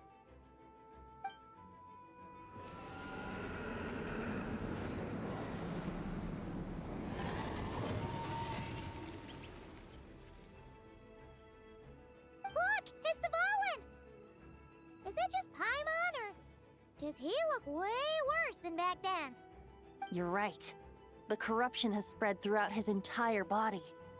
If we had failed to purify him in real life, I imagine this is what would have become of him. Wait! It looks like something's falling! It's his tears. Like the ones we purified in the past? Yes, but at this point, these tears are essentially crystallizations of abyssal. If left unchecked, they will continuously summon abyssal monsters, and this disaster will never end. We also need to get our hands on one of them. No, this degree of corruption cannot be cleansed. Besides, we need them in their corrupted state if we want to summon Dvalin. I doubt the pure sound of the lyre can reach him in his current state. Sounds like this whole thing is still gonna end in a confrontation, though. Just like back then.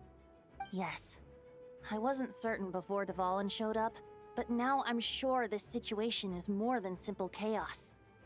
It seems more like an alternate version of events. And I have some idea of how it came to be. Well, monsters abound no matter where we look. You choose where to go, and I'll follow.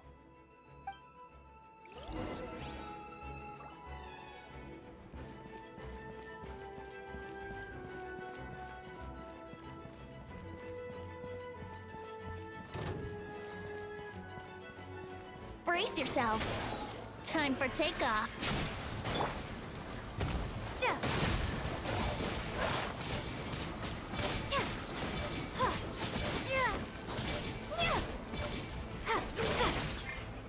Here we go!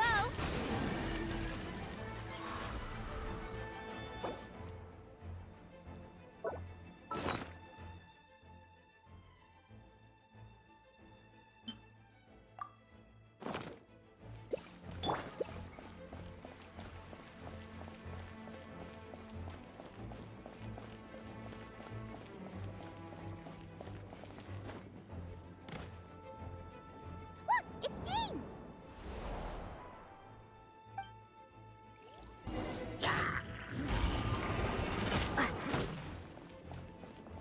Let's play! Let's play! Ha!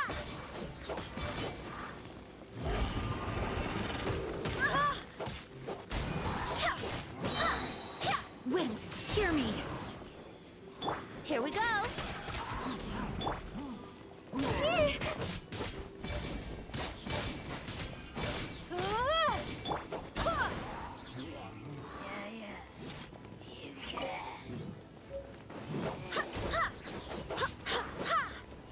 Brace yourselves. Yahoo!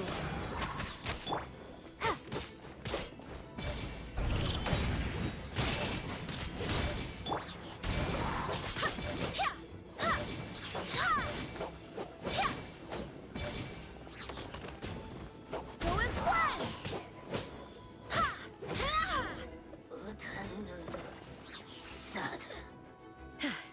Thanks for the help. I know everything we encounter in this bubble is imaginary, but these monsters sure fight like the real thing. It's a bit too true to life. Don't worry. As long as we collect Dvalin's tears, we can use this abyssal power to our advantage. I see. In that case, let's get moving. Have you seen Vorka, by the way? We haven't found him yet. No, he might be at the upper levels.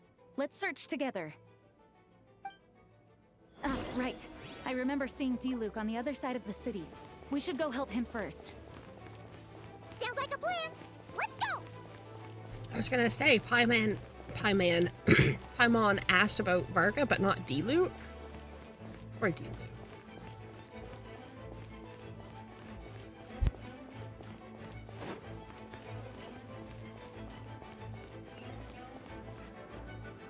Hey, D-Luke is over there.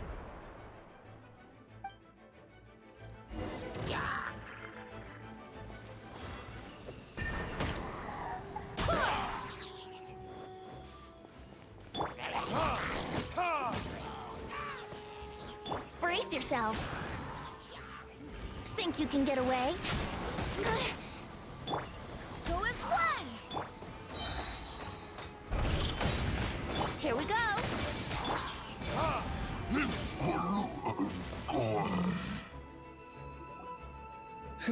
Made it. Thanks for the assist. It looks like Mondstadt is in dire straits. Did you see any knights or civilians on the way here? Then my initial suspicion could be right. The knights have abandoned the city and evacuated all civilians to a different location. Abandon the city? In the face of unrelenting abyssal attacks, it's possible they had no other choice. But none of that matters now. An empty city has its advantages. We won't need to divert our attention to protecting civilians, for one. Oh, and this thing. It looks like one of Dvalin's tears. I don't feel good about just leaving it here. That happens to be just what we were hoping to find. Let's take it with us. Wait, what about Varka? Have you seen him? No, I'm not sure where he is. We'll just have to keep looking. Better to find him soon than later. The Grandmaster is an exceptional warrior, but this is the abyss we're dealing with. You can never be too careful.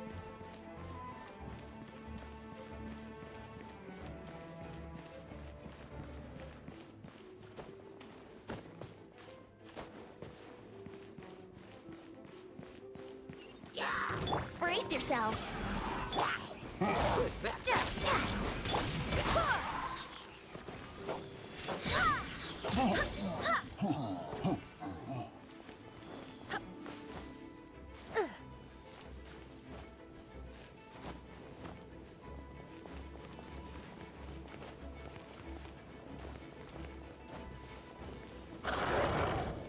Yahoo!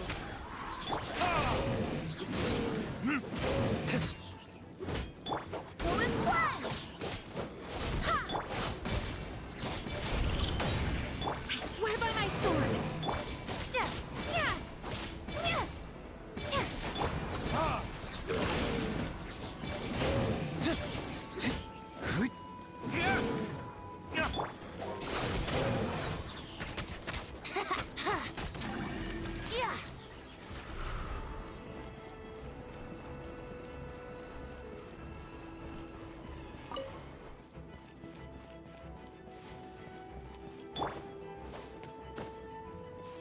I wonder how many teardrops there are.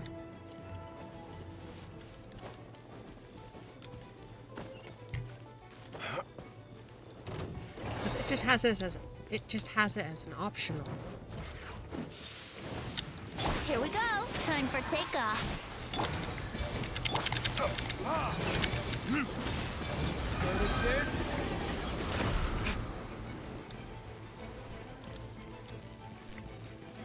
Oop.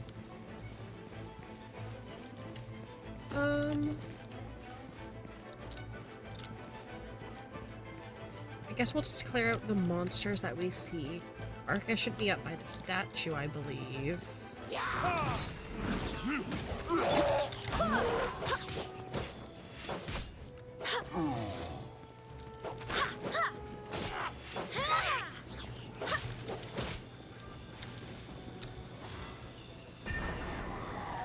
Go as one!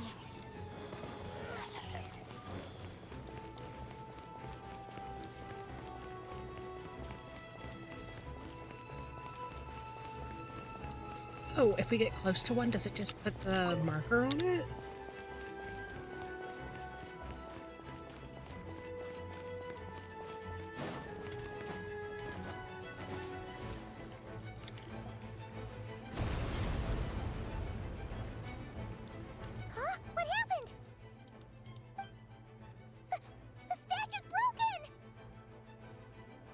The Grandmaster should be over there.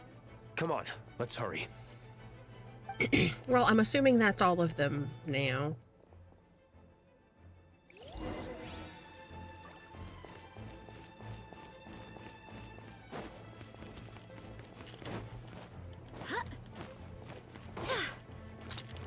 Wait, we jumped right through it.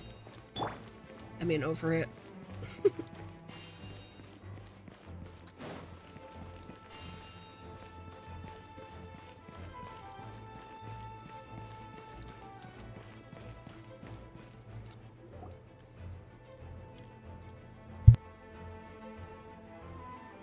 We're here to help.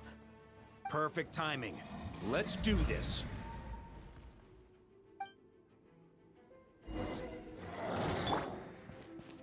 Yahoo! Think you can get away? Wind, hear me.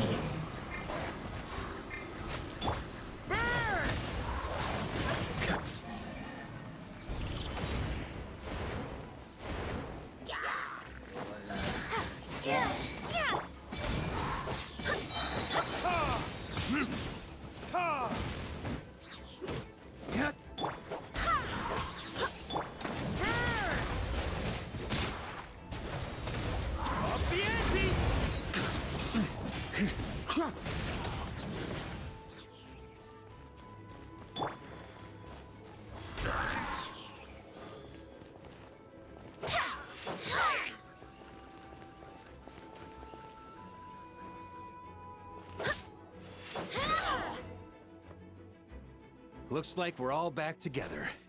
Everyone in one piece? Yes. The honorary knight arrived just in time to help us out. Now that we've collected Dvalin's tears, the monster attacks appear to be easing up too. I'm sure you've noticed, Farka, but the city is pretty much a ghost town at this point. Yeah, we should get out of here. No sense wasting our strength.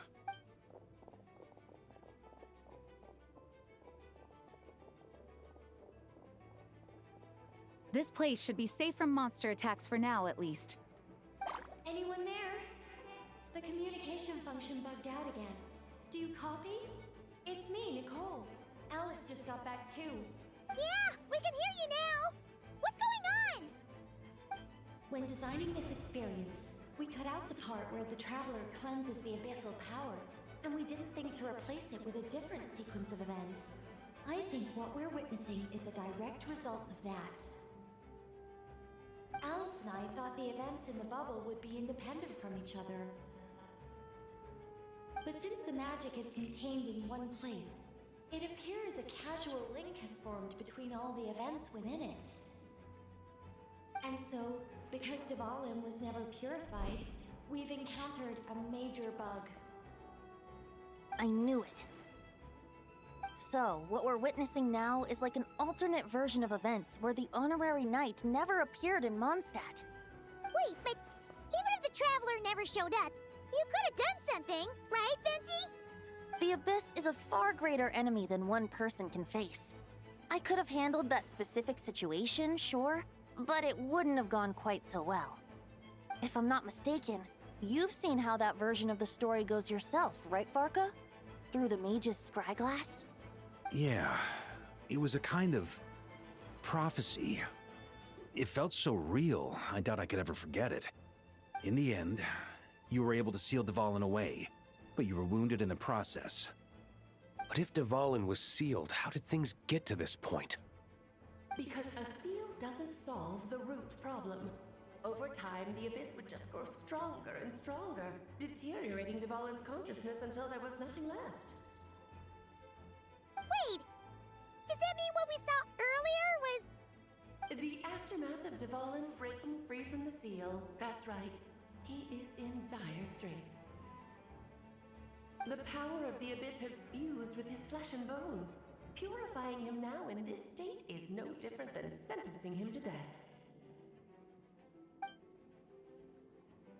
So, if we want to resolve this crisis... We have to kill Dvalin. I know that sounds intense, but remember, this is a fictional world. The real Dvalin is right as rain and a lot more mellow than this one, that's for sure. We have our solution, so let's hop to it. Should be a piece of cake for a group like this. No time to lose, right? We've got Klee waiting for us after all. She's playing somewhere else right now, so we do have some time. Of course, the sooner we resolve this, the better. You're right. This is the only way. I know Dvalin means a lot to you. If this is too hard, you can leave it to us, you know? No need to scar yourself over a game, right? I'll be fine. I was prepared for that possibility back then, too. Let's go. Storm Terror's lair awaits.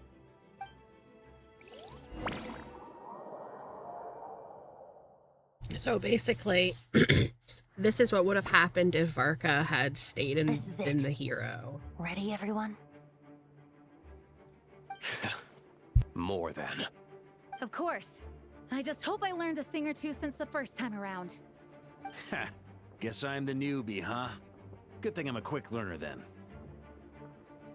What about you, Traveler? This was your first big fight in Tibet. Were you nervous back then? How about now? I'm not nervous. We've all grown a lot since then. We overcame this challenge once, and we can do it again. Paimon believes in you! Then let the mournful cries of this lyre, tainted and defiled, summon a familiar now utterly warped.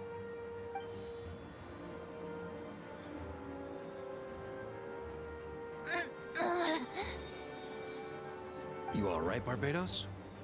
Turning the surging abyss into musical notes is no simple task. But how could I claim to be the finest bard in Tibet if I didn't rise to the occasion?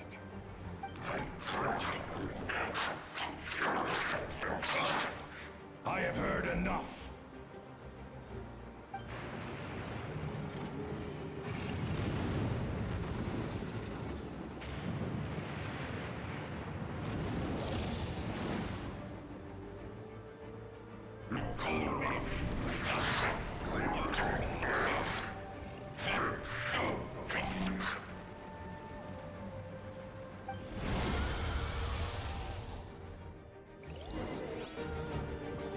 Well, this hulking dragon is as intimidating as ever! Remember, we need to wear him down first before we can attack his weak spot.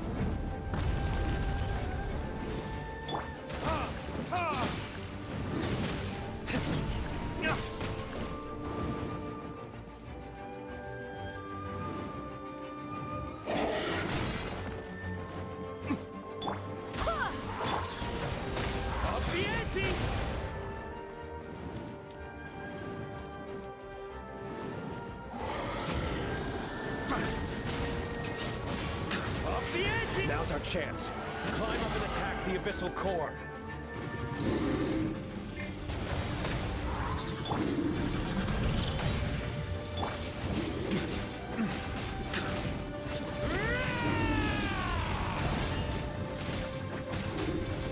I swear by my sword! Nice job! One more to go!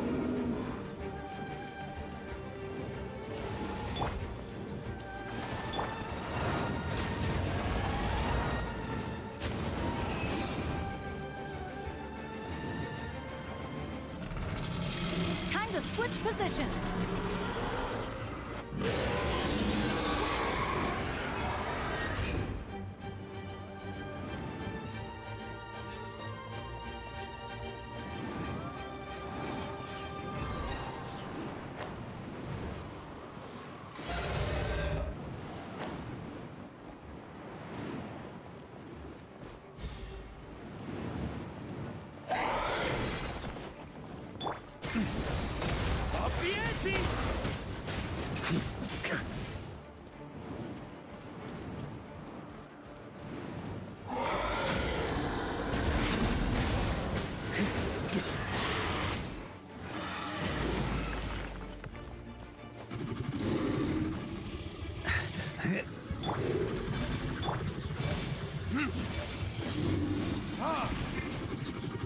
Time for retribution! Time for takeoff. Burn! Off the ante!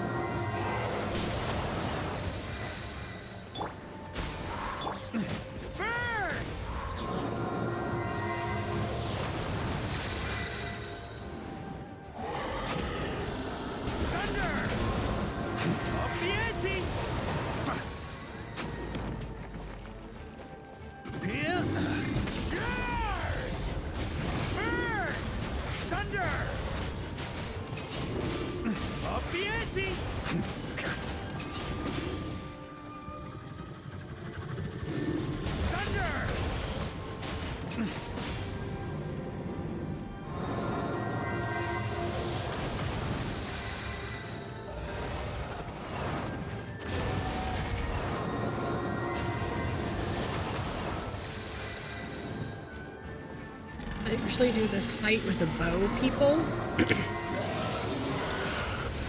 For this, oh.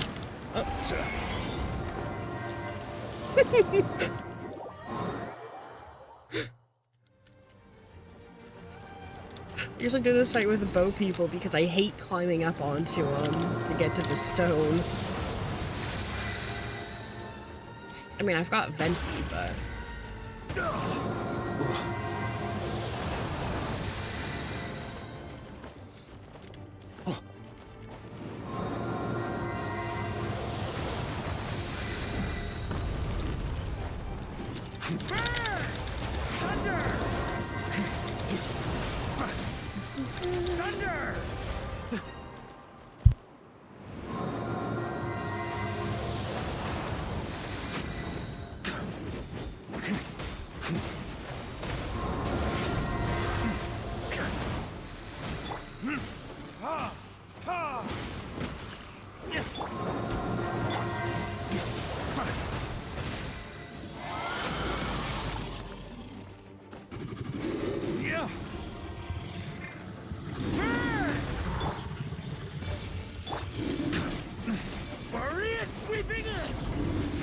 Wind, hear me.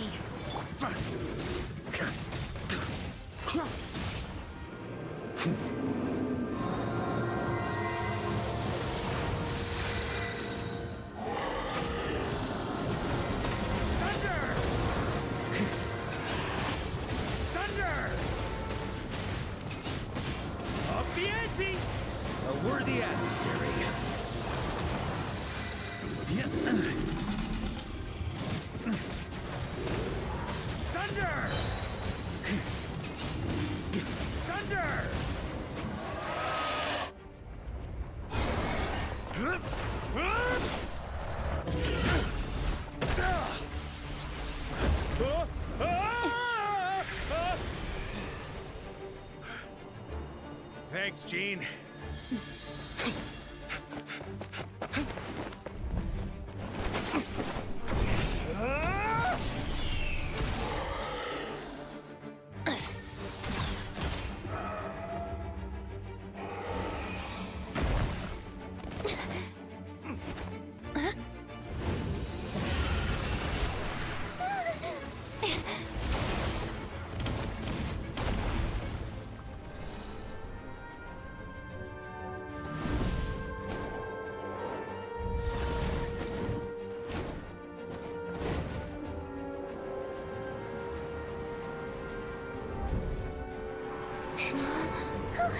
Dvalin, you're here! I follow the lyre's song, wherever it leads. Thank you. Looks like the mage's tale isn't over yet.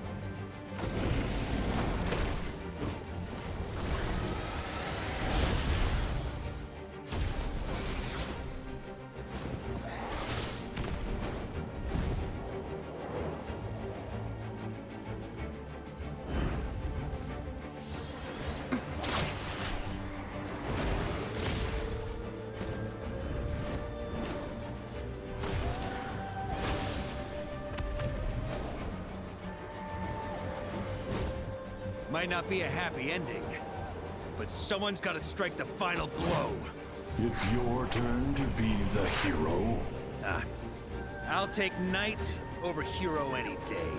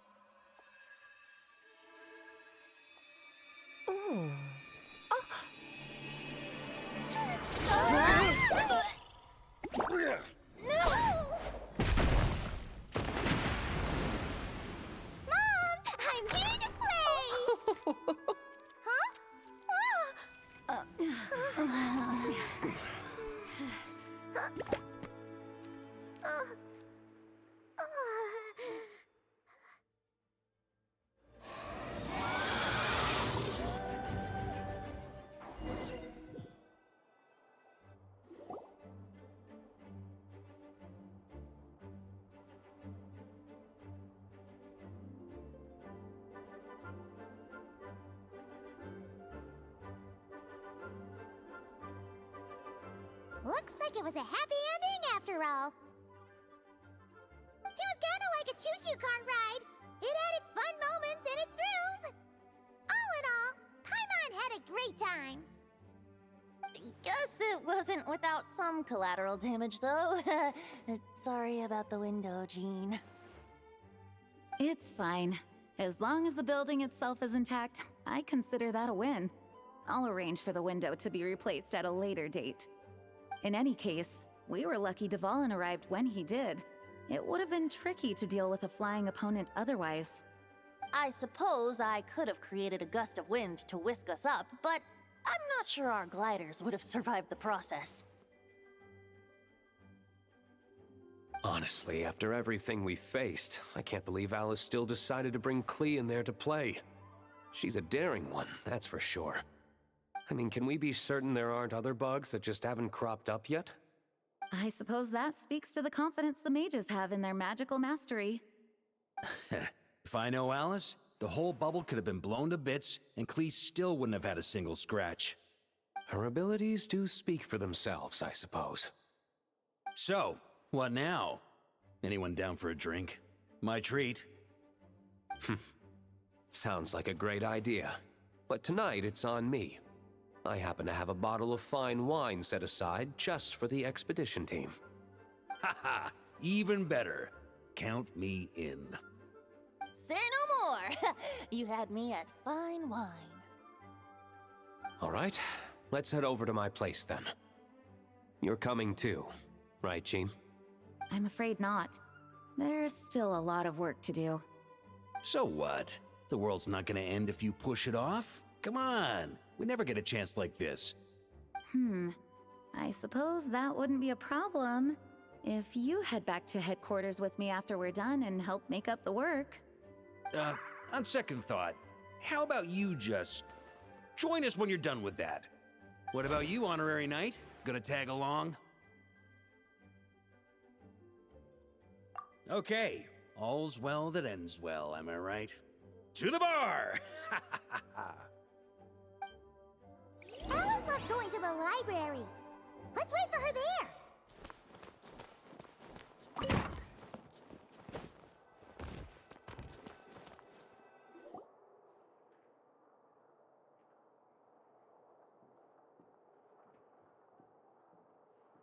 Looking for me? I'm glad. I wanted to thank you for helping me keep my promise to Klee.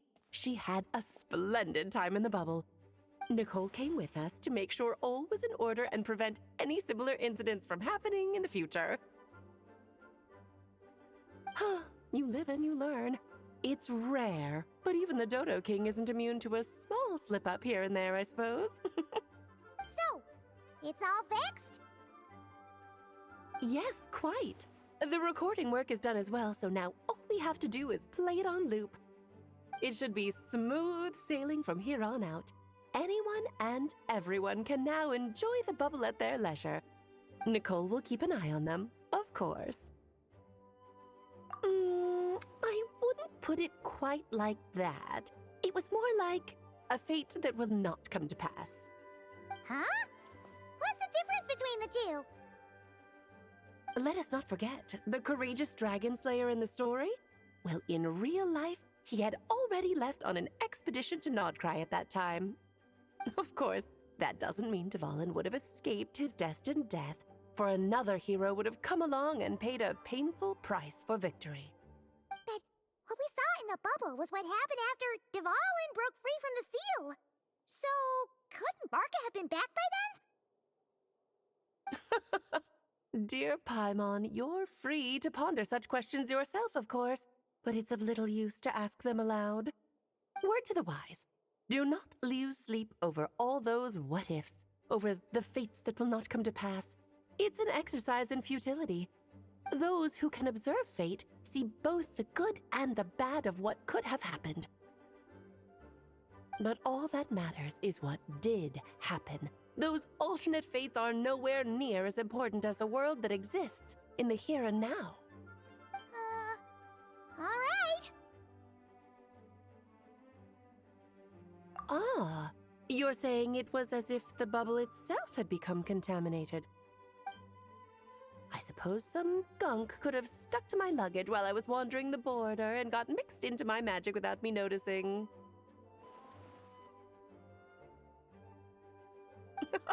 Just kidding. I would never be so careless. Your intuition is spot on, Traveler. What developed in the bubble was a nascent form of abyssal power that, if left unchecked, would evolve into the real thing. What? So it didn't come from outside? It just appeared out of thin air? The abyss is perilous, cunning, dangerous, obsessive, and most infuriating of all, a complete and utter mystery. I'm sure you've seen for yourself how complex it can be. The Hexen Circle has been observing its energies for a long time, and I think Barbalot's interpretation is the most accurate. The essence of the abyss lies in the hatred carried by all the fates that will not come to pass. This world is filled with conflicting elements. That one thing should happen signifies that a different possibility has been eliminated. These events can be small, almost trivial. I had Sweet Madame for lunch today, for instance. That means the Alice who chose tea break pancakes instead is no more. Of course, they can also be events that threaten the world, such as my friend Rhindotter's decision to tap into the abyss. In that instant, the tale of a future in which she remained pure was gone forever. So then, the question at the heart of it all is this: why must these fates be the ones to disappear? Paimon gets it. It's hatred that stems from not being chosen. Precisely. The magic we wove this time involved recreating the past. However, some of the variables we added allowed a certain amount of these unchosen fates to come very, very close to reality. And thus, the abyss showed its teeth. Of course, much like always, it is not existence that it seeks, but the destruction of all. In the end, though, it wasn't a huge issue. Things like this happen on the border all the time. It has quite the victim complex, that's for sure. It's obsessed with entering this world at all costs. And that is precisely why we must protect our lives and those of our loved ones. Because when you think about it, to exist in this world is to be a spark of luck amidst countless possibilities. How precious is that? Ah, Alice, you're here. I'm truly sorry about this, but per the regulations of the Knights of Favonius, I'm afraid I must send you to confinement. Whatever for? Things turned out just fine with the magic bubble. Besides, if that's what this is about, shouldn't Nicole come along too? It's not about the bubble. We received word that a number of fish have been injured as a result of explosions near Starfell Lake. As I'm sure you're well aware, fish blasting is strictly prohibited. Oh dear.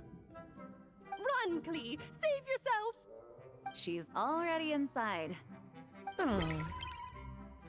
it's a day of first for the Dodo King, huh?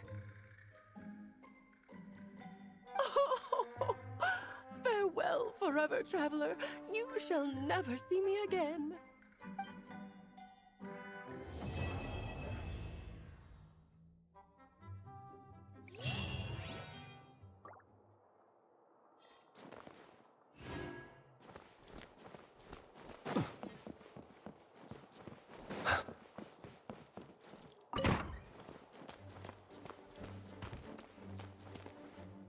Here, I'll draw him for you. Look, this is the bad guy who made a whole bunch of trouble for Daddy. It's all his fault Daddy couldn't make it back this time. That big meanie! We should blow him up! That's right, he is a big meanie.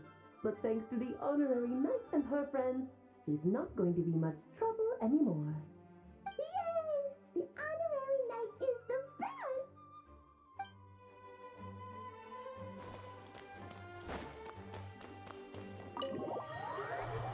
You blast the fish, you go to the room.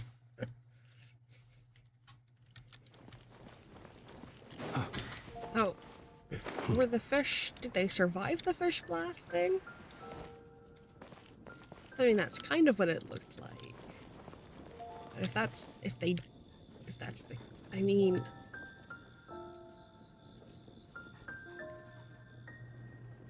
how.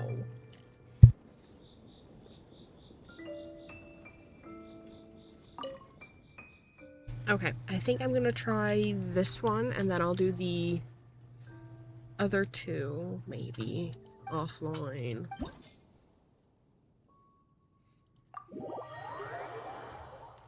I don't normally do the mini games.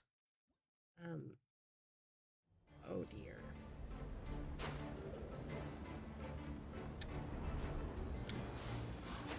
I don't normally do the mini games on stream.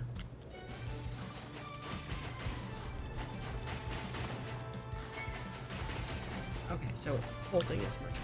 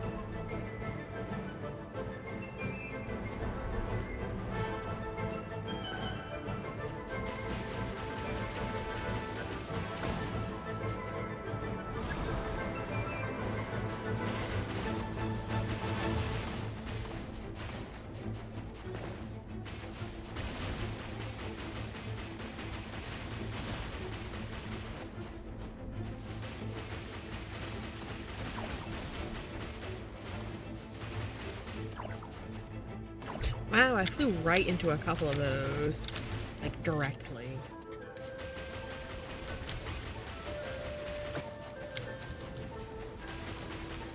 Like, I Didn't even try to dodge.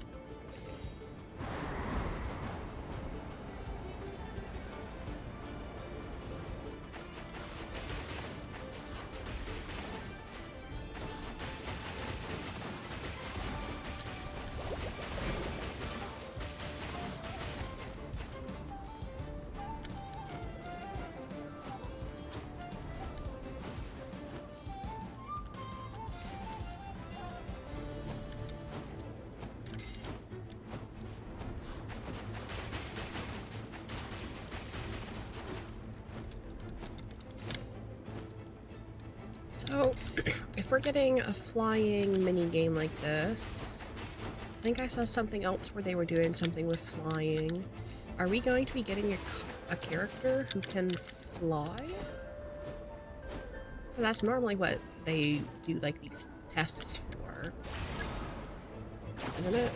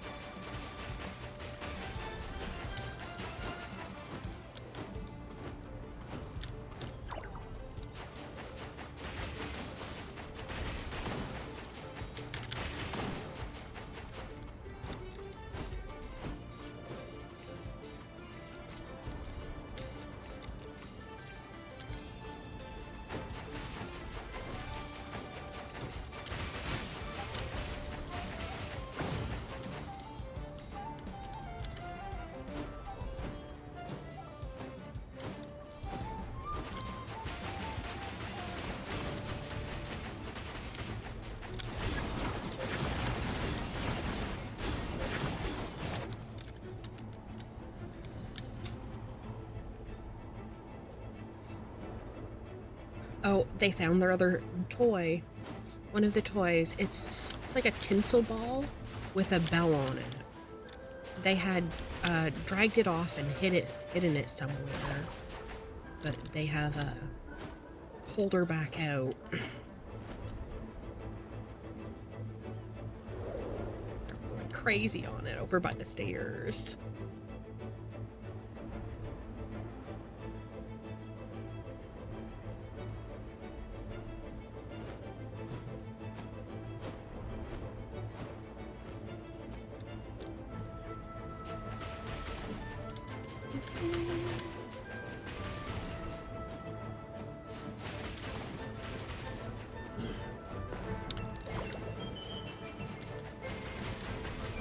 I'm glad that they like the new toys. Sometimes I'll get them a toy that I think that they'll really like. Ooh, flying right into everything. And they don't really care for them.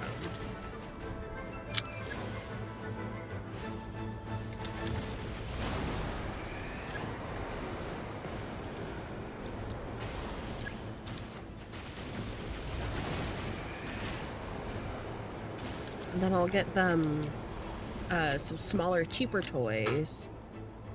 As you know, filler, because they have a toy box. And they'll go absolutely crazy for them. They love feathers. So one of the toys is just like a bundle of feathers.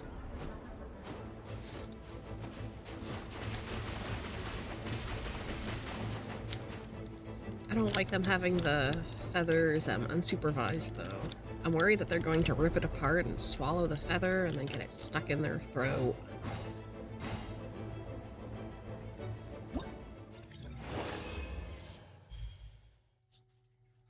Same with string.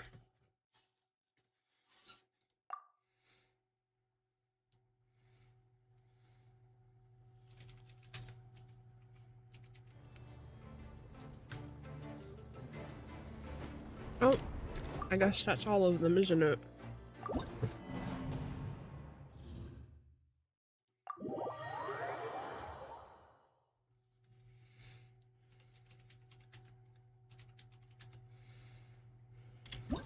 Okay. And okay,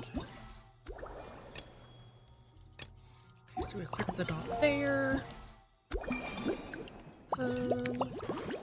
You. I might have to do the second one again. Yeah, I have to do this one again. I missed some enemies.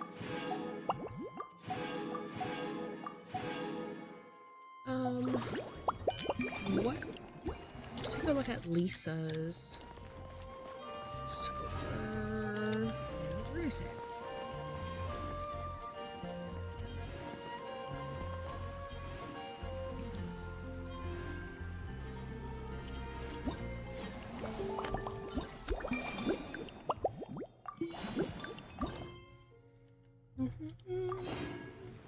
Oh, it is right here.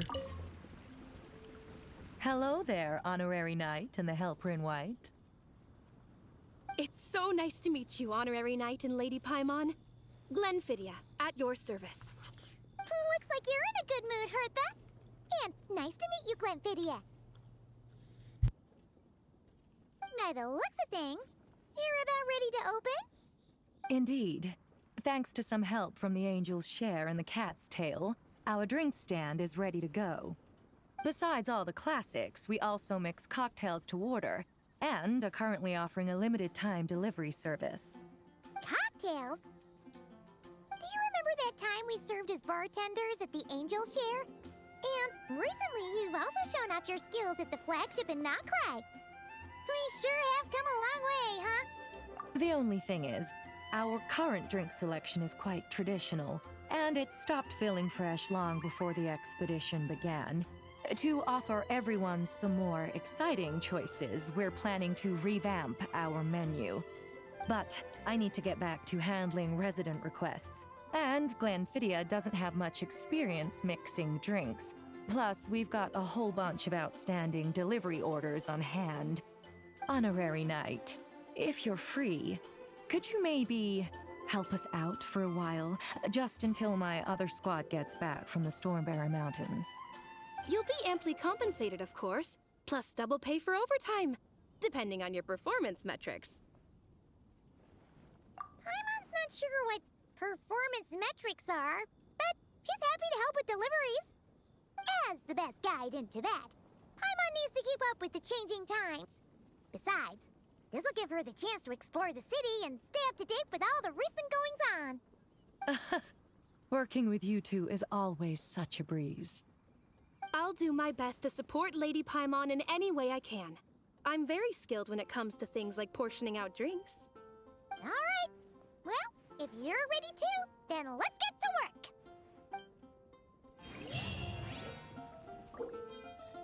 Has anyone referred to her as Lady before? I don't... This is the first time that I can remember.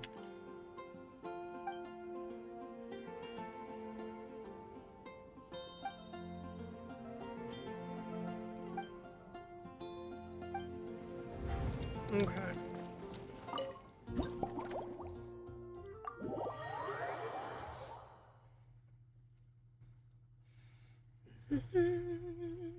Oh my. It looks like Hertha has gone back to her duties, and Glenfidia is away somewhere too. Has our dear cutie taken complete charge of the drink stand? Wonderful. Now I can order without worrying about ending up with one of the logistics company's specials. The type of drink that keeps you awake all night, leaving you no choice but to pass the time working.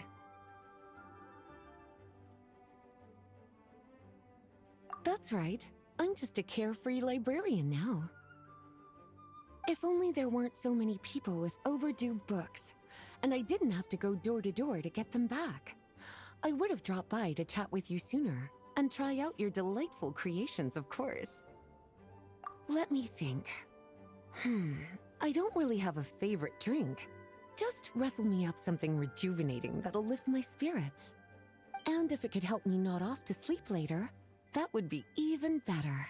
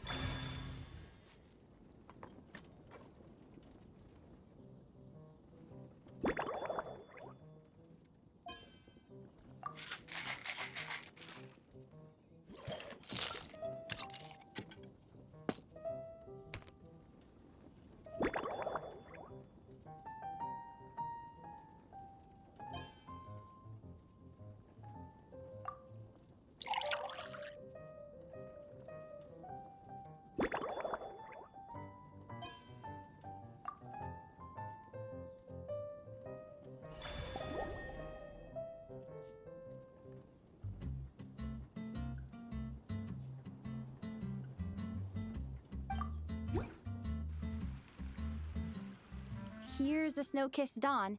I hope you like it. It's delicious, cutie. Pleasantly tart, sweet, but not cloying, smooth on the palate, with a refreshing aftertaste. If anything, though, I seem to be feeling a little more energetic than I'd like. Perhaps you've unwittingly unraveled Glenfidia's secret and concocted an even more effective pick-me-up? Don't worry, there's no rush. Your eyes are aglow with curiosity, as though you have many more questions to ask. Let's chat for a while. Take your time. Inspiration will come soon enough.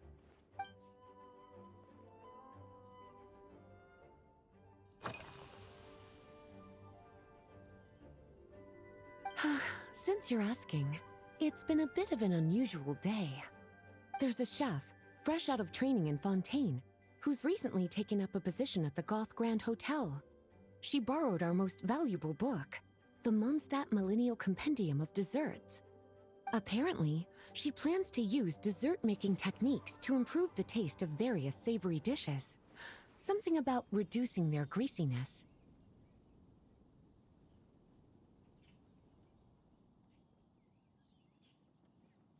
No. Absolutely not.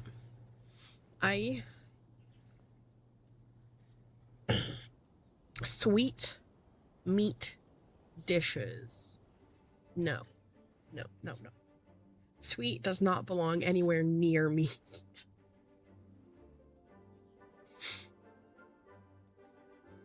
So like honeyed hams? No, absolutely not. Getting syrup on your bacon when you have like a breakfast thing? No, no. I know some people really like it.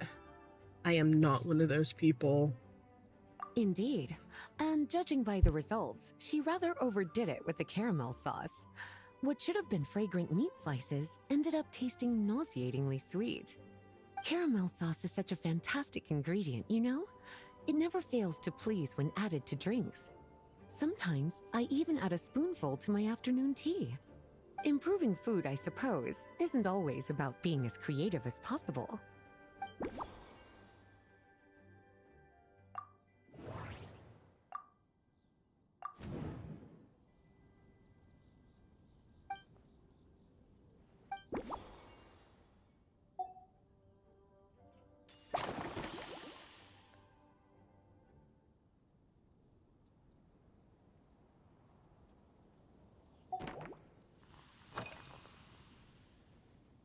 Oh, this?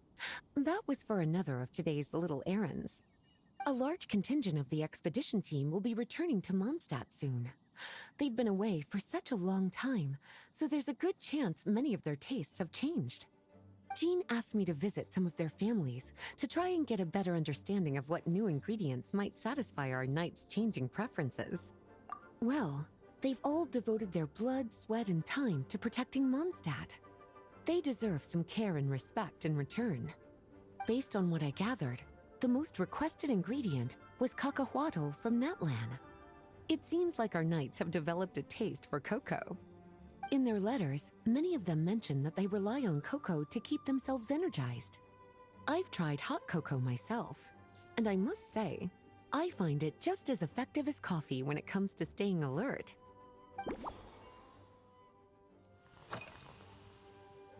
Surely you're not suggesting I'd take this opportunity to sneak off on a little countryside wander? You caught me. My investigations into Mondstadt's lesser-known drinks took me to Dawn Winery, where I had a little chat with the head housemaid, Adelind. On my way back, I ran into Emmetall out on patrol. She'd encountered some monsters she didn't know how to deal with, and in her desperation, asked for my help.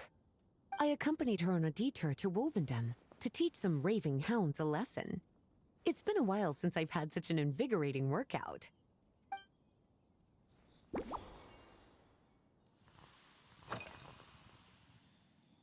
Lately?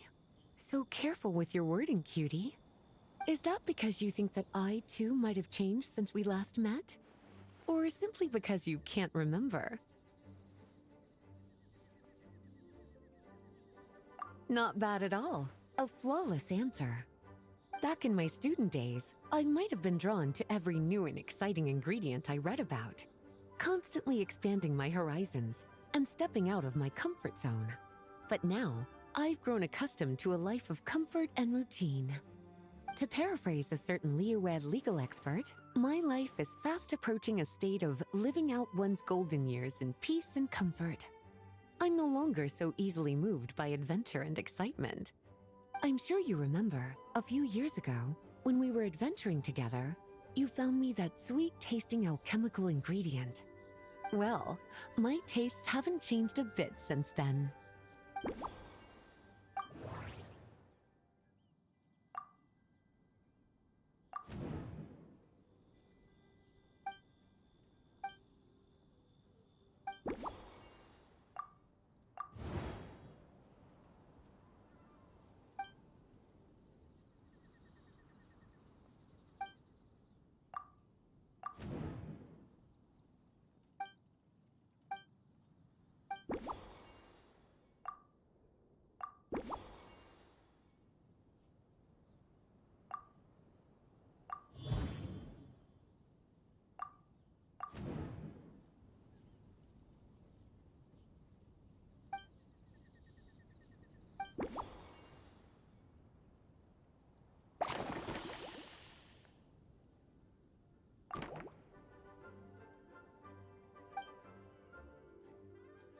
As expected, cutie, your brilliant mind has grown even sharper. Just a few gentle hints were all you needed to light that special spark of inspiration.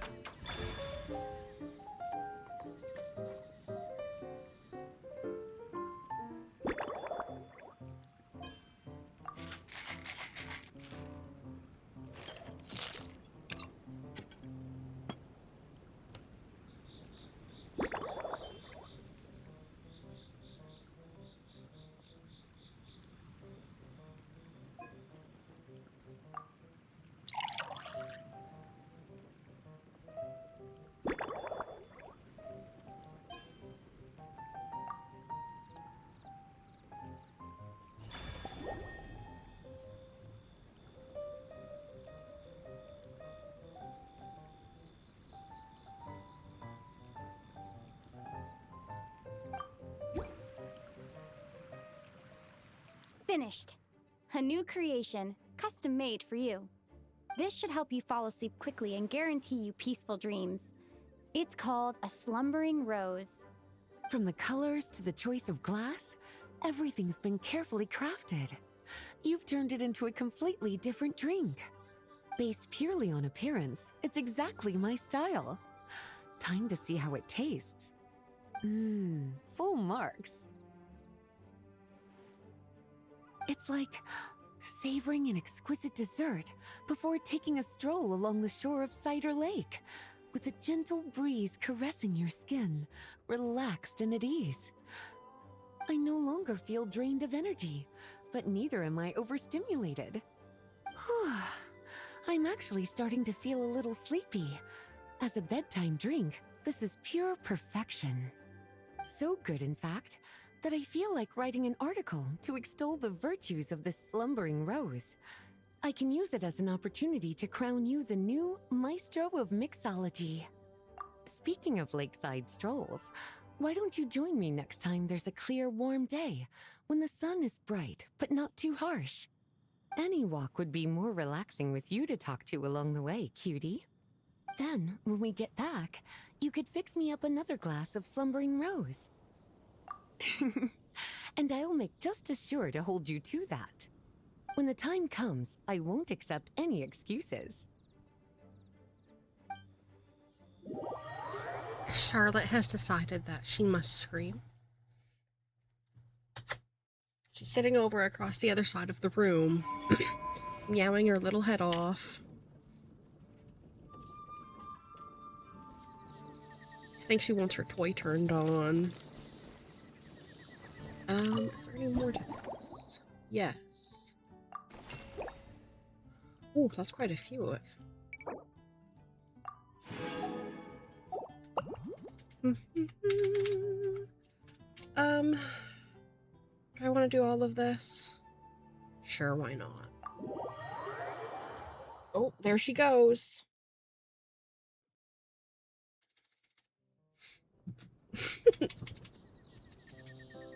Good afternoon, traveler.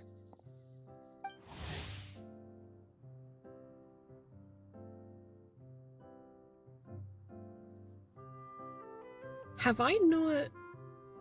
Oh, I guess I haven't done anything in the game to introduce her yet. Yeah, I don't think I've done her story quest, have I? I didn't expect the honor of witnessing your harmonizing talents here in Mondstadt. Wait, did I?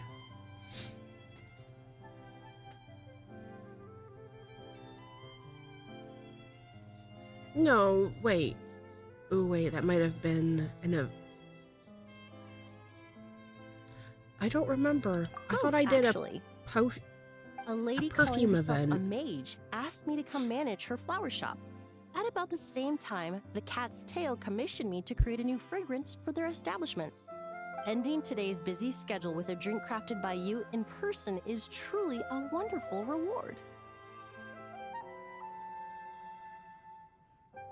I have faith in your choice.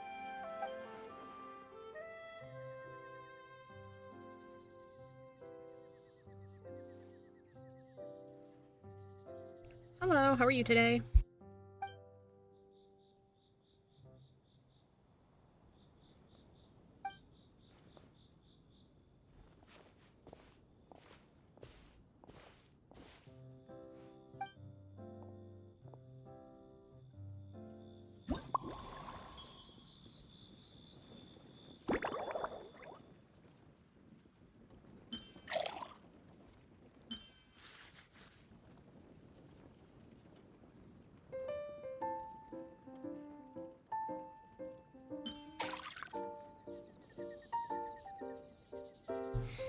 I can't complain.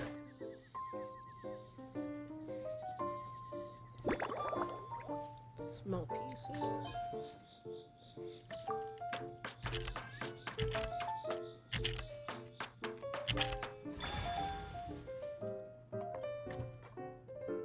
Can you hear the cat?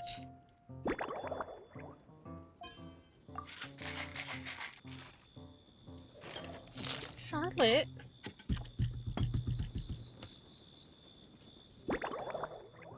A classic tall glass. It's almost time for her dinner, so I think that's why she's going a bit crazy now. That's too bad. The microphone always, it never picks her up.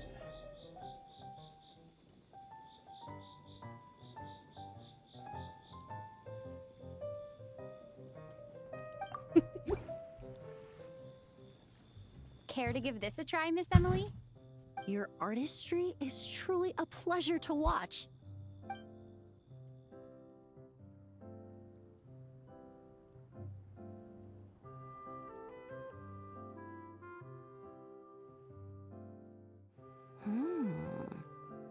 This tastes like a local variant of a Lumiduce Twilight. Am I right? The gentle and elegant taste, with its distinct layers combined with a hint of Mondstadt's characteristic scent, offers quite a welcoming flavor, all the while avoiding potentially discordant aromas. Though in reality, there's no need for you to be so conservative. I have quite a high tolerance for flavors that stray outside the boundaries of conventional wisdom.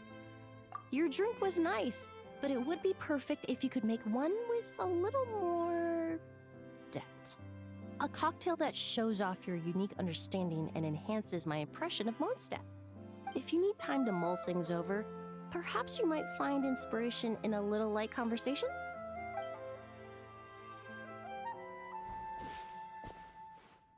Yep, they're definitely waiting for food.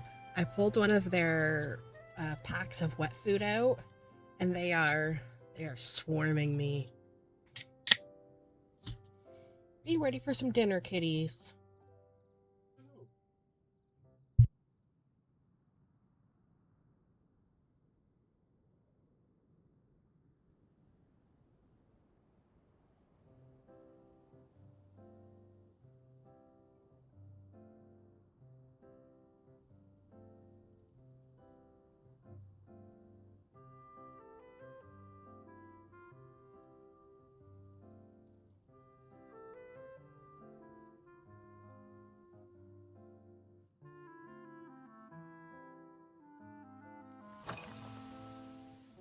The kitties will have their food shortly. Oh, thank you for asking.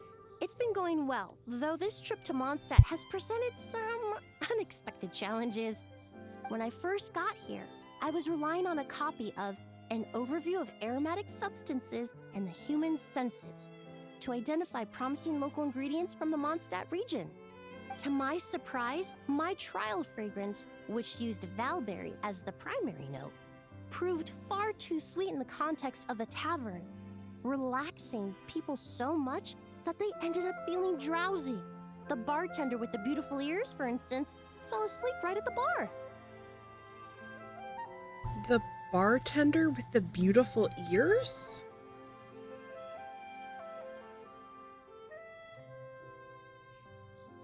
They're talking about Diona from the Cat's Tail, because the only other bartender I can think of is, what is it, Charles from the Angel Share, and I don't know if he has beautiful ears. Let's just say that sweetness isn't always a case of the more the merrier. Maintaining an appropriate balance is beneficial for both body and mind. Even in daily life, I rarely eat sweet food, and I try to avoid fruits like berries that have a high sugar content. In the end, I completely eliminated Valberry as an ingredient and turned instead to Windwheel Aster, with some success, I might add.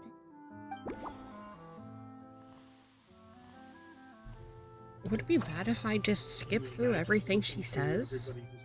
They're part of my reward from the flower shop owner. I mean, important ingredients do from I I really studied have Mondstadt's to listen Cecilia to flowers her? many years. However, this is a special case.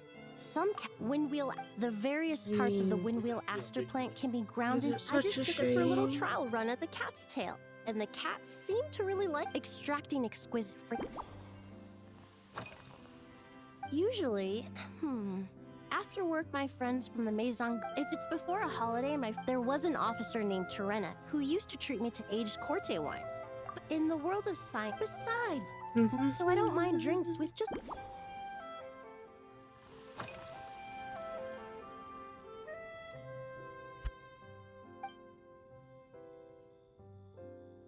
It really is. A while in such conditions, when scents are blended well, they naturally come. It seems something similar when mixed properly. All the ingredients work as one. Yes, that's it.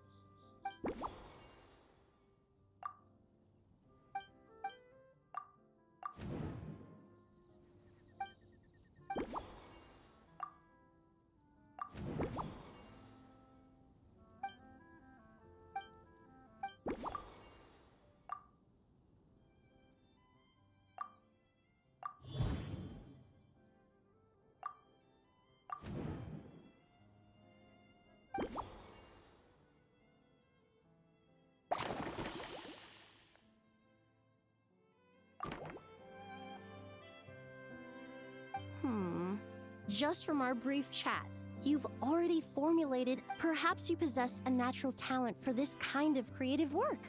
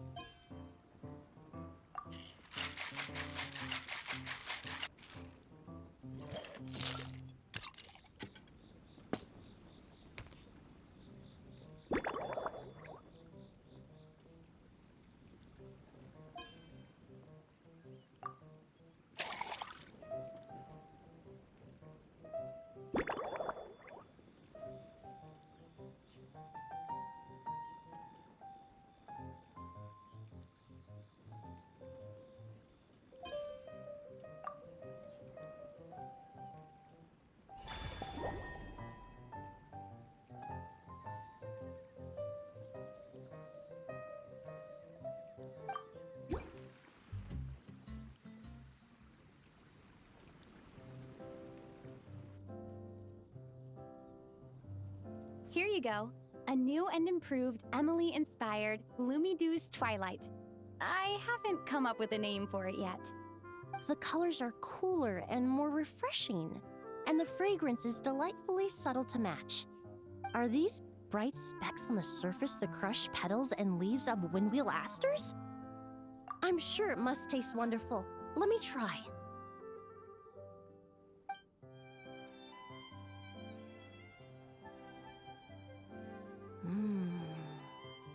language of flowers. The windwheel aster represents the visible winds. Your cocktail not only captures their form, but also the fragrance they carry. Therefore, I suggest you call this drink Windborne Bouquet. The winds and clouds of Mondstadt swirl together in the glass, leaving behind enchanting traces of fragrance. Really? Oh, perhaps it's just a habit of my profession. I'm glad you like it.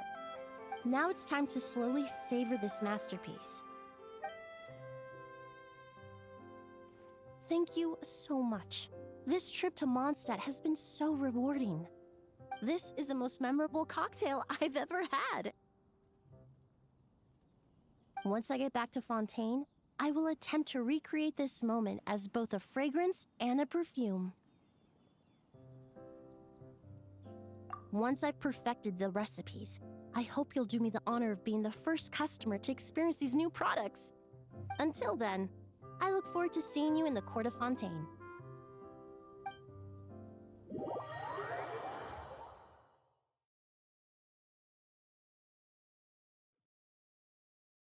Okay, it is a little bit past 11 p.m. I still have some stuff that I need to go take care of tonight, so this is where I am going to call it for the night. We completed the main storyline of the event, which is what I wanted to get done. I have a couple of things for like the mini games of the event that I still have to do, but they shouldn't take me too long to get. We're just going to turn all of our stuff in for today.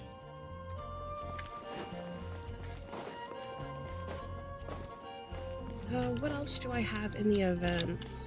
So I have to complete Verka's quest as well before it rolls over into Monday, which I'm not too worried about. I don't care about that. Those. Wait, what's in Guide? Don't look at you. Has been putting off doing that one Sumeru Archon quest. I should probably do that soon. Add Astro. Okay. Thank We'll you for turn it into Catherine and then we'll go. Add Astro.